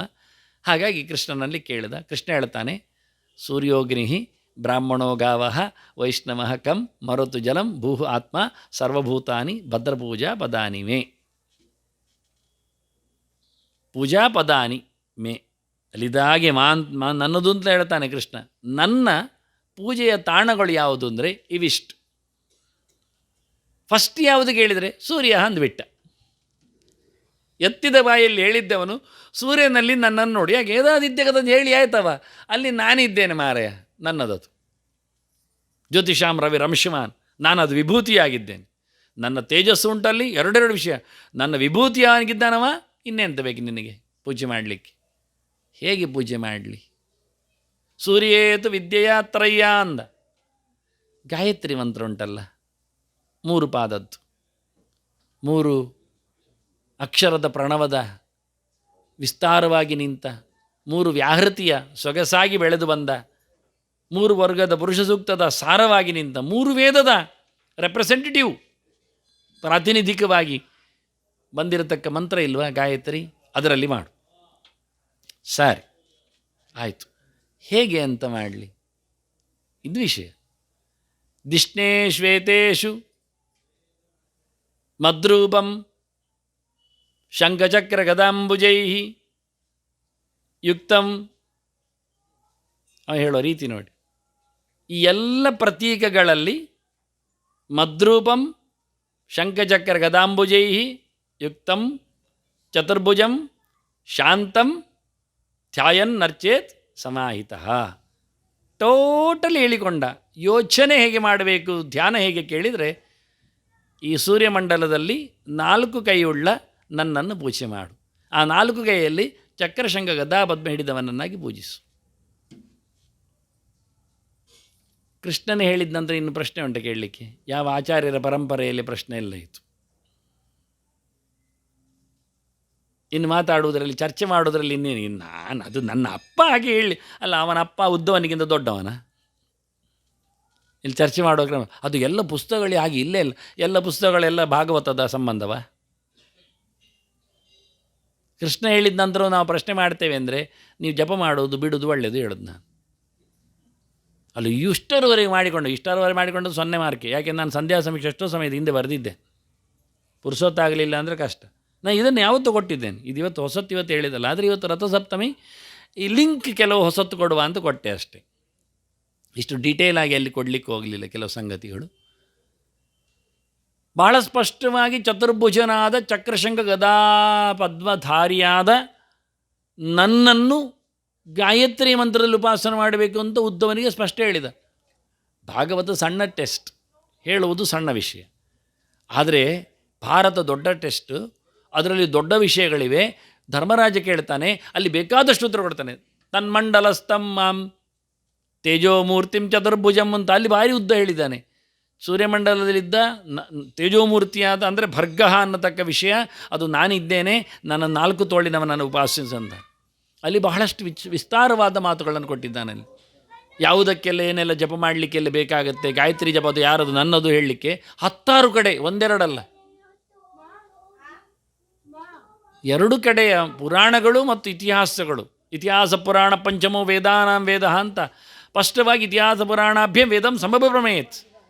ವೇದದ ಗಾಯತ್ರಿ ಮಂತ್ರದ ಉಪಾಸನೆ ಕ್ರಮವನ್ನು ಇತಿಹಾಸ ಪುರಾಣಗಳಿಂದ ಶ್ರುತಪಡಿಸಬೇಕು, ಗಟ್ಟಿ ಮಾಡಬೇಕಂದಾಗ ನಾವು ಅಷ್ಟು ಗಟ್ಟಿ ಮಾಡಿದಾಗ ವೇದ ಮಂತ್ರದ ಗಾಯತ್ರಿಯನ್ನು ಅನುಸಂಧಾನದಲ್ಲಿ ಹೇಗೆ ನೋಡಲಿಕ್ಕೆ ಇತಿಹಾಸ ಪುರಾಣಗಳ ಗೆರೆಗಳಿಂದ ಸರಿ ಮಾಡಿಕೊಂಡ್ರು. ಮತ್ತು ನಾನು ಮಾಡುವುದಿಲ್ಲ ಹೇಳಿದವರಿಗೆ ಅಂತ ಮಾಡೋದು ನಾವು ಮಾತಾಡಲಿ ಬರೋದಿಲ್ಲ. ಅದಾದರೆ ಪರವಾಗಿಲ್ಲ, ಅದು ಅಲ್ಲ ಇದು ಸರಿ ಅಂತ ಹೇಳಿಕೊಂಡು ತಪ್ಪಾಗಿ ಹೇಳಿಕೊಂಡು ಬರ್ತಾರಲ್ಲ ಅವರಿಗೆ ನಿಜವಾಗಿ ಶ್ರಾದ್ದ ಹಾಕಬೇಕು. ಇದು ಅರ್ಥ ಆಗೋದಿಲ್ಲ ನಮಗೆ. ನಾನು ಅದಕ್ಕೆ ಹೇಳಿದೆ, ಮಾಧ್ಯಮ ಇವತ್ತು ಎಷ್ಟು ತಪ್ಪಾಗಿದೆ ಅಂದರೆ ತಪ್ಪನ್ನು ಬಹಳ ಚಂದವಾಗಿ ಜನರಿಗೆ ನಾನು ಹೇಳೋದು ಅನುವಾದ ಮಾಡಿ ಆದರೂ ಮಾಡಲಿ ಅಂತ. ನೀವು ಯಾವುದನ್ನು ತಪ್ಪು ಅಂತ ಹೇಳುತ್ತೀರೋ ತಪ್ಪನ್ನು ಪೂರ್ಣವಾಗಿ ಅನುವಾದ ಮಾಡಿ, ಹೀಗೆ ಹೇಳಿದ್ದಾರೆ ಹೀಗೆ, ಹಾಗೆ ಯಾರಾದರೂ ಡಿನೈನ್ ಮಾಡಲಿ, ಭಾಗವತದಲ್ಲಿ ಹೇಳಿದ್ದು ಅಲ್ಲ ಅಂತ ಮಾಡಲಿ, ಭಾರತದಲ್ಲಿ ಬಂದದ್ದು ಅಲ್ಲ ಅಂತ ಮಾಡಲಿ. ಇನ್ನೊಂದು ಕಡೆಯಲ್ಲಿ ಹೇಳುವಾಗ ಕೃಷ್ಣ ಹೇಳುತ್ತಾನೆ, ನಿನಗೆ ಏನಾದರೂ ಮಾಡಿದ ತಪ್ಪುಗಳಿದ್ದರೆ ಅದರ ಪ್ರಾಯಶ್ಚಿತ್ತವಾಗಿ ನೀನು ಮಾಡೋದಾದರೆ ಜಪನ್ ಗಾಯತ್ರಿಂ ವಾ ಅಷ್ಟಾತರಂ ವಾ ದ್ವಿಜ ಅಂತ, ನೀನು ಒಂದು ಜಪ ಮಾಡು ಗಾಯತ್ರಿ, ಇಲ್ಲ ಅಷ್ಟಾಕ್ಷರ ಮಾಡು. ಅದು ಯಾಕೆ ಇಲ್ಲ ಹೇಳಿದ? ಆಪ್ಷನ್ ಯಾಕೆ ಕೊಟ್ಟ? ಅಥವಾ ಯಾಕೆ ಹಾಕಿದ? ಅಂದರೆ ಗಾಯತ್ರಿಯು ಅಷ್ಟಾಕ್ಷರವು ಒಂದೇ ಅಂತ ಸಮೀಕರಣ ಮಾಡಲಿಕ್ಕೆ. ಆದ್ದರಿಂದ ಗಾಯತ್ರಿ ಜಪ ಮಾಡುವಾಗ ಗಾಯತ್ರಿಯ ತ್ರಿಗುಣಂ ವಿಷ್ಣುಂ ಧ್ಯಾಯನ ಅಷ್ಟಾಕ್ಷರಂ ಜಪೇತ ಹೇಳಿದ್ರು. ಇದು ಏಕಸೂತ್ರದ ಏಕವಾಕ್ಯತೆ. ಗಾಯತ್ರಿಯನ್ನು ಮತ್ತು ಅಷ್ಟಾಕ್ಷರವನ್ನು ಏಕಪ್ರಕಾರದಲ್ಲಿ ಇಡಲಿಕ್ಕೆ ಹೋಗಿ ಅಷ್ಟಾಕ್ಷರ ಪ್ರತಿಪಾದ್ಯನಾದವ ಯಥಾ ಪ್ರಕಾರ 4 ಗೈಯವ ಚಕ್ರಶಂಖ ಗದಾ ಪದ್ಮಧರ ಎಲ್ಲ ಕರೆಕ್ಟ್ ಉಂಟಲ್ಲಿ, ತಪ್ಪೇ ಇಲ್ಲ. ಅಷ್ಟಾಕ್ಷರ ನಾರಾಯಣ ಮಂತ್ರದಿಂದ ಚಕ್ರಶಂಖ ಗದಾ ಪದ್ಮಧಾರಿಯಾದ ನಾರಾಯಣನೇ ಪ್ರಸ್ತುತ ಆದರೆ ಇದನ್ನು ಅಥವಾ ಅದನ್ನು ಹೇಳುವಾಗ 2 ಒಂದೇ ಆಗಬೇಕಲ್ಲ. 2 ಮೂರ್ತಿ ಬೇರೆ ಆದರೆ ಸಮಾನವಾದಂತಹ ಕಾರ್ಯ ಆಗುವುದಿಲ್ಲ. ಅಂದರೆ 2ರಲ್ಲಿ ಒಂದೇ ಪ್ರಕಾರ ಇರಲಿಕ್ಕೆ ಹೋಗಿ ನಾಳೆ ಕ್ರಿಯೆ ಒಂದೇ ಪ್ರಕಾರ ದೇಹದಲ್ಲಿ ಆಗುವುದಾದರೆ ಅದನ್ನು ಯಾವುದಾದ್ರೂ ಒಂದು ತಗೊಳ್ಳಿ ಅಂತಾರೆ, ಒಂದು ತಿನ್ನಿ ಅಂತಾರೆ, ಒಂದು ನೋಡಿ ಅಂತಾರೆ. ಹಾಗೆ 2ರನ್ನು ಇಟ್ಟು ಕೃಷ್ಣ ನನ್ನ ಗಾಯತ್ರಿ ಅಂತಾನೆ ಪ್ರತಿ ಸರ್ತಿ ಹೇಳುವಾಗ. ಯಾಕೆ ಅಂದರೆ ನನ್ನ ತೇಜಸ್ಸಲ್ಲಿ ಇರಲಿಕ್ಕೆ ಹೋಗಿ ತೇಜಸ್ಸು ಚಿಂತನೆ ಆದ್ದರಿಂದ ಅದು ಮಾಮಕ್ಕಂ ಹೇಳುವಾಗ ನಾನು ಹೇಳಿ ಆಯಿತು. ಇಷ್ಟು ಬಹಳ ಸುಂದರವಾದಂತಹ ಚಿಂತನೆಗಳು. ಆಚಾರ್ಯರ ಕಾಲದಲ್ಲಿ ಒಂದು ದೊಡ್ಡ ಘಟನೆ ನಡೆದಿತ್ತು. ನಾನು ಆಚಾರ್ಯರ ಈ ಉತ್ಸವದ ನೆಲೆಯಲ್ಲಿ ಅದನ್ನು ಹೇಳಬೇಕು. ಇದಕ್ಕೆ ಸಂಬಂಧಪಟ್ಟಂತೆ ಉತ್ತರ ಭಾರತಕ್ಕೆ ಗಂಗೆಯಡಿಗೆ ಅವರು ಹೋದರು. ಆಗ ದೋಣಿ ಇಲ್ಲ, ಗಮ್ಮತ್ತಿತ್ತು. ನನ್ನ ಕಾಲಿಡಿ ಅಂತ ಹೇಳಿದರು ಒಬ್ಬನಿಗೆ, ಅವನ ಕಾಲಿಡಿ ಹೇಳಿದರು. ಹೀಗೆ ಒಟ್ಟು ದಾಟಿದ್ರು ಅವರು. ಅಲ್ಲಿ ಗಲಾಟೆ ಮಾಡ್ತಾ ಮೊಘಲರೆಲ್ಲ ಬಡಿಲಿಕ್ಕೆಲ್ಲ ನೋಡಿದರೆ, ತಡಿ ಮಾರಾಯ ಬರ್ತಾ ಇದ್ದೇವಲ್ಲ, ನೀವು ಸುಮಾರು ಜನ ಇದ್ದೀರಲ್ಲ, ಯಾಕೆ ಗಲಾಟೆ ಅಂತೇಳಿ ಸುಮ್ಮನೆ ಆಗಿಸಿದ್ರು. ಸರಿ ಹೋಯಿತು. ಅವ ಮೇಲೆ ಕೂತು ನೋಡ್ತಾ ಇದ್ದಾನೆ ಸಾಹೇಬರ ಒಡೆಯ. ಕೇಳಿದ ಮತ್ತೆ, ಹೇಗೆ ಬಂದ್ರಿ, ಏನು ಕತೆ ಅಂತ. ಆಚಾರ್ಯ ಕೊಟ್ಟ ಗೆರೆ ಎಷ್ಟು ಚೆನ್ನಾಗಿದೆ ಅಂದರೆ ಅದನ್ನು ಅನುವಾದ ಮಾಡಿದ್ದು ನಮ್ಮ ನಾರಾಯಣ ಪಂಡಿತರು. ಹಾಗಾಗಿ ಆಚಾರ್ಯ ಏನು ಹೇಳಿದ್ದಾರೆ ಗೊತ್ತಿಲ್ಲ. ಯೋಸೋ ದೇವ ವಿಶ್ವದೀಪ ಪ್ರದೀಪ್ತ ಕುರ್ಮಸ್ಸರ್ವಂ ತತ್ಪರ ಅನುಗ್ರಹೇಣ. ಸಾಕು, ಇಷ್ಟು ಸಾಕು, ಇದಕ್ಕೆ ಸಂಬಂಧಪಟ್ಟ ಸಾಕು. ಮತ್ತು ಯಾಮಸ್ತಾವತ್ತೂರ್ಣಮಾಶ ಮುದೀಚಿ ಮತ್ತೆ ನಾವು ಆಚೆ ಹೋಗ್ತೇವೆ ಉತ್ತರಕ್ಕೆ ಅಂತ ಹೇಳಿದ್ದು, ಬದ್ರಿ ಹೋಗ್ತೇವೆ ಅಂತ ಹೇಳಿದ್ದು ಅವ್ರು ನೆಕ್ಸ್ಟ್. ಅವ್ರು ಹೇಳಿದ್ದು ಮಧ್ವಾಚಾರ್ಯ ಉತ್ತರ ಹೇಳಿದ್ದು, ಯೋಸೌ ದೇವ ವಿಶ್ವದೀಪ ಪ್ರದೀಪ್ತ. ಯಾರೊಬ್ಬ ದೇವ ಇದ್ದಾನೆ ಅವನಿಡೀ ಜಗತ್ತನ್ನು ಬೆಳಗಿಸುವವ, ಅವನು ಸೂರ್ಯ. ಅವನ ನಿಯಮನದಲ್ಲಿ ನಾವೆಲ್ಲ ಕೆಲಸ ಮಾಡ್ತೇವೆ. ಕುರ್ಮ ಸರ್ವಂ ತತ್ಪರಾನುಗ್ರಹೇಣ. ಬಾಯಿ ಮುಚ್ಚಿದವ, ಒಂದೇ ಗೆರೆ ಅವನಿಗೆ ಕೊಟ್ಟದ್ದು, ಟೋಟಲ್ ಹೇಳಿದಷ್ಟೇ. ಇದು ಬಹಳ ಸುಂದರವಾದ ಗೆರೆ. ಆದರೆ ಇದನ್ನು ಆಚಾರ್ಯ ಮಧ್ವರು ಹೇಳಿದ್ದು ಅಂತ ನಾರಾಯಣ ಪಂಡಿತರು ಹೇಳುತ್ತಾರೆ. ಆದರೆ ನಾರಾಯಣ ಪಂಡಿತರು ಆಚಾರ್ಯ ಮಧ್ವರು ಇದನ್ನು ಹೇಳಿದ್ದಾರೆ ಹೇಳೋದು ಇದು ಡಿನೋಟೆಡ್ ಅಲ್ಲ, ಕೋಟೆಡ್ ಅಲ್ಲ, ಅವರು ಹೇಳಿದ ಗೆರೆ ಅಲ್ಲ. ಯಾಕೆಂದರೆ ಅವರು ತದ್ಭಾಷೆಯ ಅಂತಾರೆ. ಅವರು ಅಲ್ಲಿ ಮಾತಾಡಿದ್ದು ಉರ್ದು ಭಾಷೆಯಲ್ಲಿ. ಆದರೆ ಉರ್ದು ಭಾಷೆಯಲ್ಲಿ ಯೋಸೋ ದೀಪ ವಿಶ್ವದೀಪ ಪ್ರದೀಪ್ತ ಕುರ್ಮ ಸರ್ವಂ ತತ್ಪರಾನುಗ್ರಹಣ ಎನ್ನುವುದು ಹೇಗಾಗ್ತದೆ ನೋಡಿ, ನಮಗೆ ಗೊತ್ತಿಲ್ಲ. 750 ವರ್ಷ ಆಯಿತು, ಹೇಗಾಗ್ತದೆ? ಮರ್ಯಾದೆ ಹೋಯ್ತಲ್ಲ ನಮ್ಮದು. ಒಂದೊಮ್ಮೆ ಇದನ್ನು ಉರ್ದಿನಲ್ಲಿ ಹೇಳೋದಾದರೆ, ಉರ್ದು ಭಾಷೆಯಲ್ಲಿ, ಅವರ ಭಾಷೆಯಲ್ಲಿ, ಮೊಘಲ್ ಭಾಷೆಯಲ್ಲಿ ಹೇಳೋದಾದರೆ ಈ ಸೆಂಟೆನ್ಸ್ ಫಾರ್ಮೇಷನ್ ಹೇಗಿರ್ತದೆ ಕಲಿಬೇಕಾದ ನಾವು. Must we quote there. ನಾವು ವ್ಯಾಖ್ಯಾನ ಮಾಡೋ ದೊಡ್ಡ ಸಂಗತಿ ಹೇಳಿಕೊಂಡು ಮಧ್ವೀಜಕ್ಕೆ ಎಲ್ಲರೂ ವ್ಯಾಖ್ಯಾನ ಮಾಡೋದು ಅಂತೆಲ್ಲ ಹೊರಡ್ತಾರಲ್ಲ, ಹೊರಡುವ ಒಂದು ಕೆಳಗೆ ಅದನ್ನಾದರೂ ಬರೆಯೋ ಸಾಹಸ ಮಾಡಲಿ ಅಲ್ಲ. ಸಾಯ್ಬರ ಭಾಷೆಯಲ್ಲಿ ಹೀಗೆ ಹೇಳ್ತಾರೆ. ಎನಿಹೌ ಅದರ ತದ್ವತನವಾದಾಗಬೇಕು, ಚೇಂಜ್ ಇರಬಾರ್ದು. ನಾರಾಯಣ ಪಂಡಿತರು ಎಷ್ಟು ಚೇಂಜ್ ಮಾಡಿದ್ದಾರೆ ನನಗೆ ಗೊತ್ತಿಲ್ಲ. ಅವರಿಗೆ ಆ ಭಾಷೆದ್ದು ಗೆರೆ ಸಿಕ್ಕಿರ್ಬೋದು. ಎಂತ ಹೇಳಿದ್ದಾರೆ ಅಂತ ಕ್ಯೂರಿಯಾಸಿಟಿ ಕೇಳಿರ್ತಾರೆ ಅವರು. ನಾರಾಯಣ ಪಂಡಿತರು ಮಧ್ವೀಜ ಬರೆಯುವಾಗ ಒಂದು ಮಾತು ಹೇಳ್ತಾರೆ, ನಾನು ಅಲ್ಲಲ್ಲಿ ಹೋಗಿ ಏನೇನಾಗಿದೆ ಅಂತ ಸುಮಾರು ಜನರಲ್ಲಿ ಕೇಳಿಕೊಂಡು ಅದರಲ್ಲಿ ಯಾವುದು ಪೂರವೋ ಬರೆದಿದ್ದೇನೆ, ಒಂದೊಂದು ಕಡೆಯಲ್ಲಿ ಸಿಕ್ಕಿದ್ದು ಬಿಟ್ಟಿದ್ದೇನೆ ಅಂದಿದ್ದಾರೆ ಅವರು. ಒಂದೊಂದೇ ಇದ್ದದ್ದನ್ನು ಬರೀಲಿಲ್ಲ, ಯಾಕೆಂದರೆ ನಿಮಗೆ ನಂಬಿಕೆ ಬರುವುದಿಲ್ಲ. ಮತ್ತೆ 16 ಜನರು ಹೇಳುವುದರಲ್ಲಿಯೂ ಏಕಪ್ರಕಾರವಾದದ್ದನ್ನು ಮಾತ್ರ ಕೋಟ್ ಮಾಡಿದ್ದೇನೆ ಅಂದರು ಅವರು. ಆಚಾರ್ಯ ಕಾಲದಲ್ಲಿದ್ದುಕೊಂಡೇ ಎಷ್ಟು ಜೋರು ಇರಬೇಡ. ಹಾಗಾದರೆ ಈ ಗೆರೆಯನ್ನು ಅವರು ತಿಳ್ಕೊಂಡಿರ್ಬೋದು. ಎಂತ ಹೇಳಿದಿರಿ, ಎಂತ ಹೇಳಿದ್ದಾರೆ ಆಚಾರ್ಯ ಬಂದು ಹೇಳ್ತಾರೆ ಕೆಲವೊಮ್ಮೆ. ಎಂತ ಕೇಳೋದು ಅಂದರೆ ಕಷ್ಟ. ಅಂದರೆ ಅವರು ಬದರಿ ಹೋಗಿ ಬಂದರು, ಮಧ್ವಾಚಾರ್ಯರು ಬದರಿ ಹೋಗಿ ಬರುವಾಗ ಅವರನ್ನು ಗಟ್ಟಿಯಾಗಿ ಅಪ್ಪಿಕೊಂಡರು ವೇದವ್ಯಾಸರು. ಆಗ ಉಳಿದವರಿಗೆಲ್ಲ ಕಂಗಾಲಿ, ಎಂತ ಇದು, ಯಾರಿದು? ಮಗನಿಗೂ ಇಷ್ಟು ಜೋರಾಗಿ ಅಪ್ಪುಗೆ ಕೊಡುವುದಿಲ್ಲ ಅಪ್ಪ ವ್ಯಾಸ. ಶುಕ ಅಷ್ಟು ಜೋರಿದ್ದಾನೆ ಶುಕ ಅಂದರೆ, ಯಾರಿಗಿರಬೇಕು ಅಂತ. ಮತ್ತೆ ಗೊತ್ತಾಯ್ತು ಅವರಿಗೆ ಇದು ಪ್ರಾಣನೇ ಅಂತ, ಅವತಾರ ಅಂತ. ಇದು ಯಾರಿಗೆ ಗೊತ್ತಾಗ್ತದೆ? ಅಲ್ಲಿ ಹೋದದ್ದು ಮಧ್ವಾಚಾರ್ಯ ಮಾತ್ರ. ಮತ್ತು ಹಿಂದೆ ಬರ್ತೇನೆ ಅಂತ ಹೇಳಲಿಲ್ಲ ಅವರು. ಬರ್ತದೋ ಇಲ್ಲವೋ ಗೊತ್ತಿಲ್ಲ, ಹೇಳಿದ್ದಾರೆ. ಯಾತಿ ತಾವದ ಅದನೈವ ಜನೋಯಂ ಹೇಳುತ್ತಾ ಹೋದವರು. ಮತ್ತು ಹಿಂದೆ ಬಂದಾಗ ಸತ್ತಿದಿರ್ತಾರೆಲ್ಲ ಕೇಳಿದ್ದು, ಅಲ್ಲಿ ಏನಾಯಿತು ಹಾಗೆ ಹೇಳಿದ, ನನ್ನನ್ನು ಅಪ್ಪಿಕೊಂಡಿದ್ದಾರೆ ಅಂತ. ಅದು ಸ್ಟೇಟ್ಮೆಂಟ್ ಇವರು ಕೊಟ್ಟರು. ಅಂದರೆ ನಡೆದ ಘಟನೆಯನ್ನು ಕಾಣದೆ ಕೇಳದೆ ಆಚಾರ್ಯ ಅದು ಅಲ್ಲಿ ಕಾಣ್ದವರು ಇಲ್ಲ. ಅಲ್ಲಿ ಮಧ್ವಾಚಾರ್ಯ ಹೇಳಬೇಕು ಅಲ್ಲಿ ಏನಾಯಿತು, ಯಾರೆಲ್ಲ ಋಷಿಗಳಿದ್ದರು, ನಾನು ವ್ಯಾಸರಾಶ್ರಮದಿಂದ ನಾರಾಯಣಾಶ್ರಮ ಹೇಗೆ ಹೋದೆ, ಎಲ್ಲ ತಿಳಿಸ್ಬೇಕಾ ಬೇಡವ ಅವರು. ಅದನ್ನು ಅವರಿಂದ ಕೆಲವು ಕೇಳಿಕೊಂಡ ಸಂಗತಿಗಳಿಲ್ಲಿವೆ. ಆದರೆ ಇದನ್ನು ಕೇಳಿಕೊಂಡಿದ್ದಾರೆ, ಆದರೆ ನಾವು ಬರ್ಕೊಂಡಿಲ್ಲ. ಏನು ಮಾತುಕತೆ ಆಗಿದೆ ಎಲ್ಲ ಗೊತ್ತಿಲ್ಲ. ಅವರು ಆರಿಸಿಕೊಂಡದ್ದು ಭಾಳ ಸಣ್ಣ ವಿಷಯ ಮಾಡಿಬಿಟ್ರು ಅದನ್ನು. ಎಷ್ಟು ಮಾತುಕತೆ ಆಗಿದೆ, ಏನೆಲ್ಲ ಅವನನ್ನು ಕನ್ವಿನ್ಸ್ ಮಾಡಿದ್ದಾರೆ. ದೇವರು ದೊಡ್ಡವನು ಎನ್ನುವ ವಿಷಯದಲ್ಲಿ ನೆಲೆಗೊಂಡ ತತ್ವ ಅದು ಮತ. ಹಾಗಾಗಿ ಅದರ ಜೊತೆಯಲ್ಲಿ ಸಮೀಕರಣ ಮಾಡಿಕೊಳ್ಳುವ ವಿಷಯದಲ್ಲಿ ಆಚಾರ್ಯ ಮಧ್ವರು ಎಷ್ಟು ಚೆನ್ನಾಗಿದ್ದರು. ಮುಖ್ಯಾಂಶ ನಮ್ಮ ನಿತ್ಯದ ಚಿಂತನೆ. ಪ್ರತಿನಿತ್ಯ ನಾವು ಯಾವುದನ್ನು ಉಪಾಸನೆ ಮಾಡಲಿಕ್ಕುಂಟೋ ಆ ಸೂರ್ಯನ ಒಳಗಿನ ಬೆಳಕಿನ ಭಗವಂತನ ಚಿಂತನೆ. ಅದನ್ನು ಅವರು ಹೇಳಿದವನಿಗೆ, ನೀನು ಬೆಳಗ್ಗೆದ್ದು ನಮಾಜ್ ಮಾಡ್ತೀಯ ಬಿಫೋರ್ ಸನ್ರೈಸ್, ನಾವು ಮಾಡ್ತೇವೆ ಸಂಧ್ಯಾ ವಂದನೆ.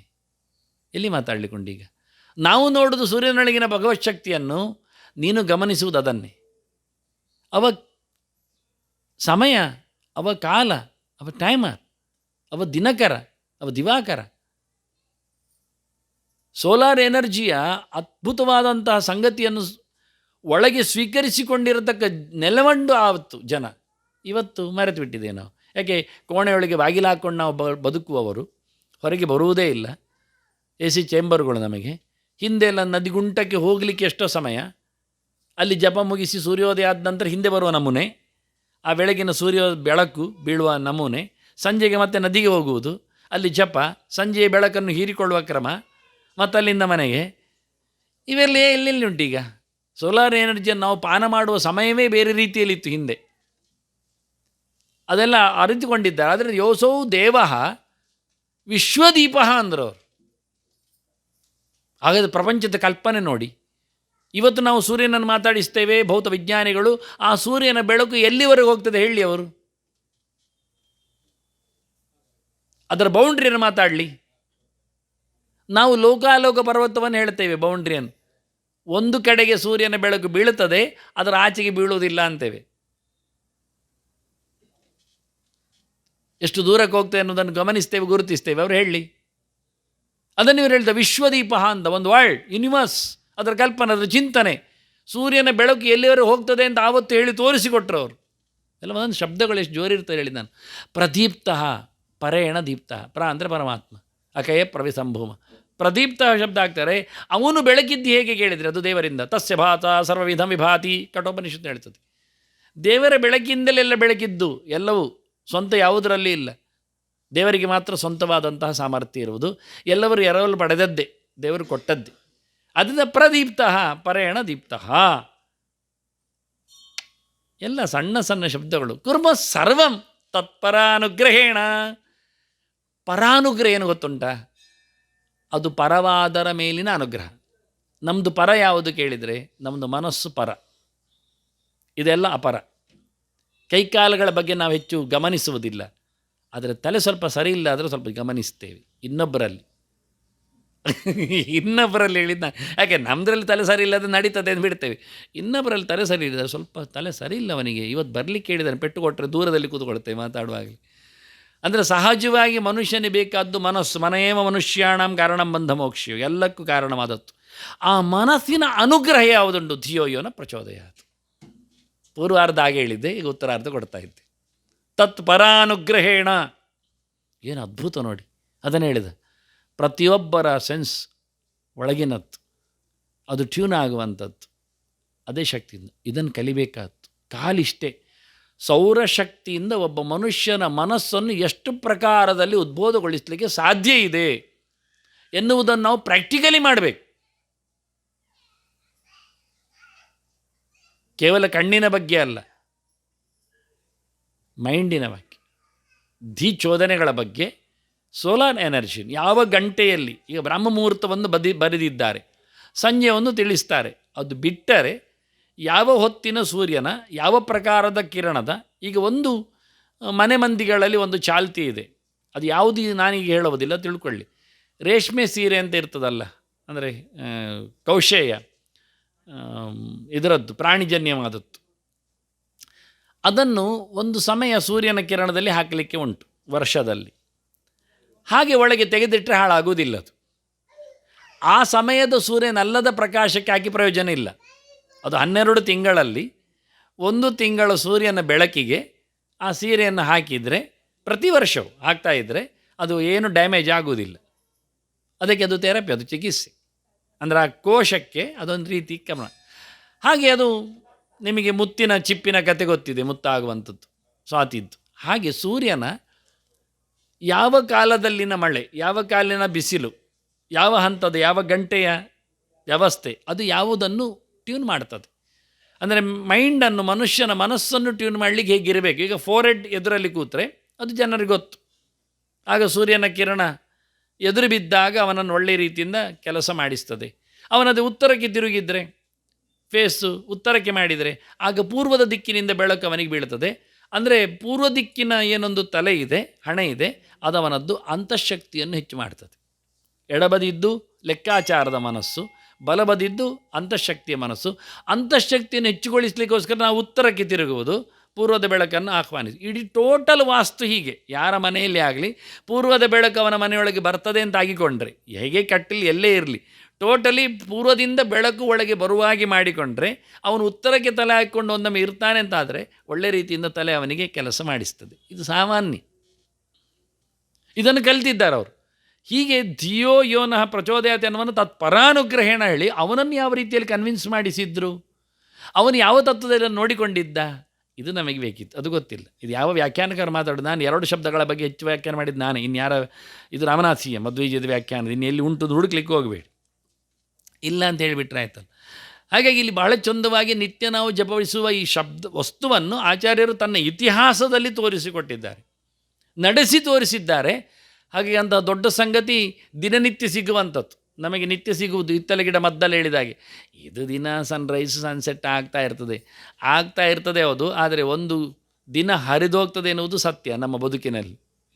ಆದರೆ ನಾವು ಪ್ರತಿನಿತ್ಯ ಕಳೆದು ಹೋಗುವುದಕ್ಕಿಂತ ನಾವು ಪ್ರತಿನಿತ್ಯ ಅವನ ಎನರ್ಜಿ ತಗೊಂಡು ಬೆಳೀತಾ ಹೋದರೆ ಚಂದ ಅಲ್ವ. ಬುದ್ಧಿ ಬೆಳೆಯುವುದು ಅಂದರೆ ಎಲ್ಲ ಬೆಳೆದಾಗಲ್ವ. ಧಿಯ ಸರ್ವೇಂದ್ರಿಯ ನಿಜ ಅಂತಾರೆ.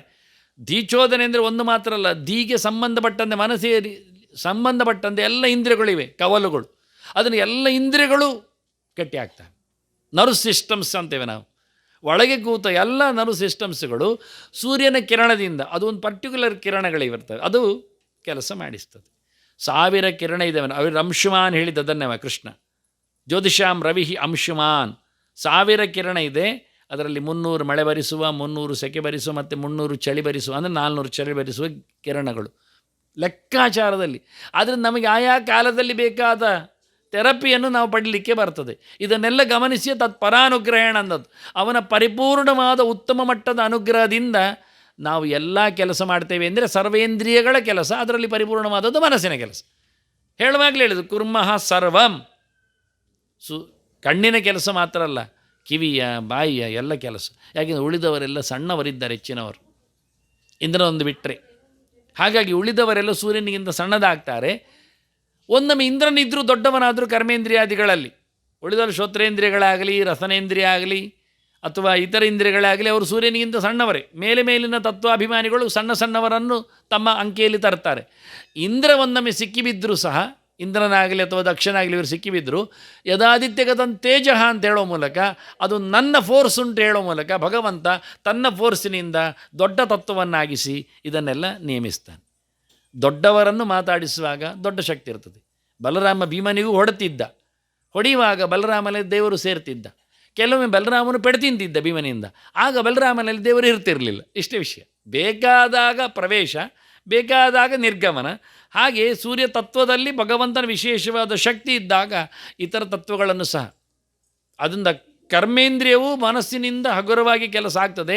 ದೀಚೋದನೆಯಲ್ಲಿ ಸೂರ್ಯ ಇದೆ. ಹಾಗೆ ಧಿಯೋಯೋನ ಪ್ರಚೋದನೆ ಮಂತ್ರವೇ ಹೇಳ್ತದಲ್ಲ, ಸೂರ್ಯನಿಂದ ಆಗೋದಿಲ್ಲ ಹೇಳ್ತೇವೆ ನಾವು, ಆಗಲೇಬೇಕು. ಹೀಗಾಗಿ ಭಾಳ ಚಂದವಾದ ಈ ಚಿಂತನೆಗಳು ಆಗಿವೆ. ಹಾಗಾಗಿ ಇವತ್ತು ರಥಸಪ್ತಮಿಯ ವಿಶೇಷ ಪರ್ವಕಾಲದಲ್ಲಿ ಆಚಾರ್ಯ ಮಧ್ವರ ಕೊಡುಗೆಗಳು, ನಮ್ಮ ನಿತ್ಯದ ಅನುಸಂಧಾನಗಳು ಹೇಗಿರಬೇಕೆನ್ನುವ ವಿಷಯಗಳನ್ನು ತಿಳಿಸಿಕೊಟ್ಟೆ. ಬೇಕಾದಷ್ಟು ಕಡೆಯಲ್ಲಿ ಬಂದಿರತಕ್ಕ ಸಂಗತಿಗಳೇ ಒಂದು ರೀತಿಯಿಂದ ಎಸೆಂಬಲ್ ಮಾಡಿದ ಹಾಗೆ. ಹಾಗಾಗಿ ತಮಗೆ ಮಗದೊಮ್ಮೆ ಎಲ್ಲರ ಪರವಾಗಿ, ಯಾಕೆಂದರೆ ಅನಂತಾಸನ ಸನ್ನಿಧಾನದ ಆಡಳಿತ ಮಂಡಳಿ ಶ್ರೀಪಾದರಿದ್ದಾರೆ, ಅವರ ಆಯೋಜನೆ, ಅವರ ಸಂಕಲ್ಪವೂ ಇಲ್ಲಿ ಕೆಲಸ ಮಾಡಿದೆ. ಹಾಗೆ ಕೆಲಸ ಮಾಡುವ ಕಾರ್ಯಪ್ರವೃತ್ತಿಯಲ್ಲಿ ನಿರತರಾದವರಿದ್ದಾರೆ, ಮೈತೋಷ್ ಮುಂತಾದವರು. ಹಾಗೆ ಅವರೆಲ್ಲರಿಗೂ ಮಗದೊಮ್ಮೆ ಭಗವಂತನ ಅನುಗ್ರಹ ವಿಶೇಷ ಇರಲಿ ಅಂತ ಹೇಳ್ತಾ, ಮತ್ತೆ ನಾಳೆ 4 ಗಂಟೆಗೆ ಸರಿಯಾಗಿ ಸೇರುವ ವಂದನೆಗಳೊಂದಿಗೆ ಶ್ರೀಕೃಷ್ಣಾರ್ಪಣಮಸ್ತು. ನಾರಾಯಣ ನಾರಾಯಣ ನಾರಾಯಣ.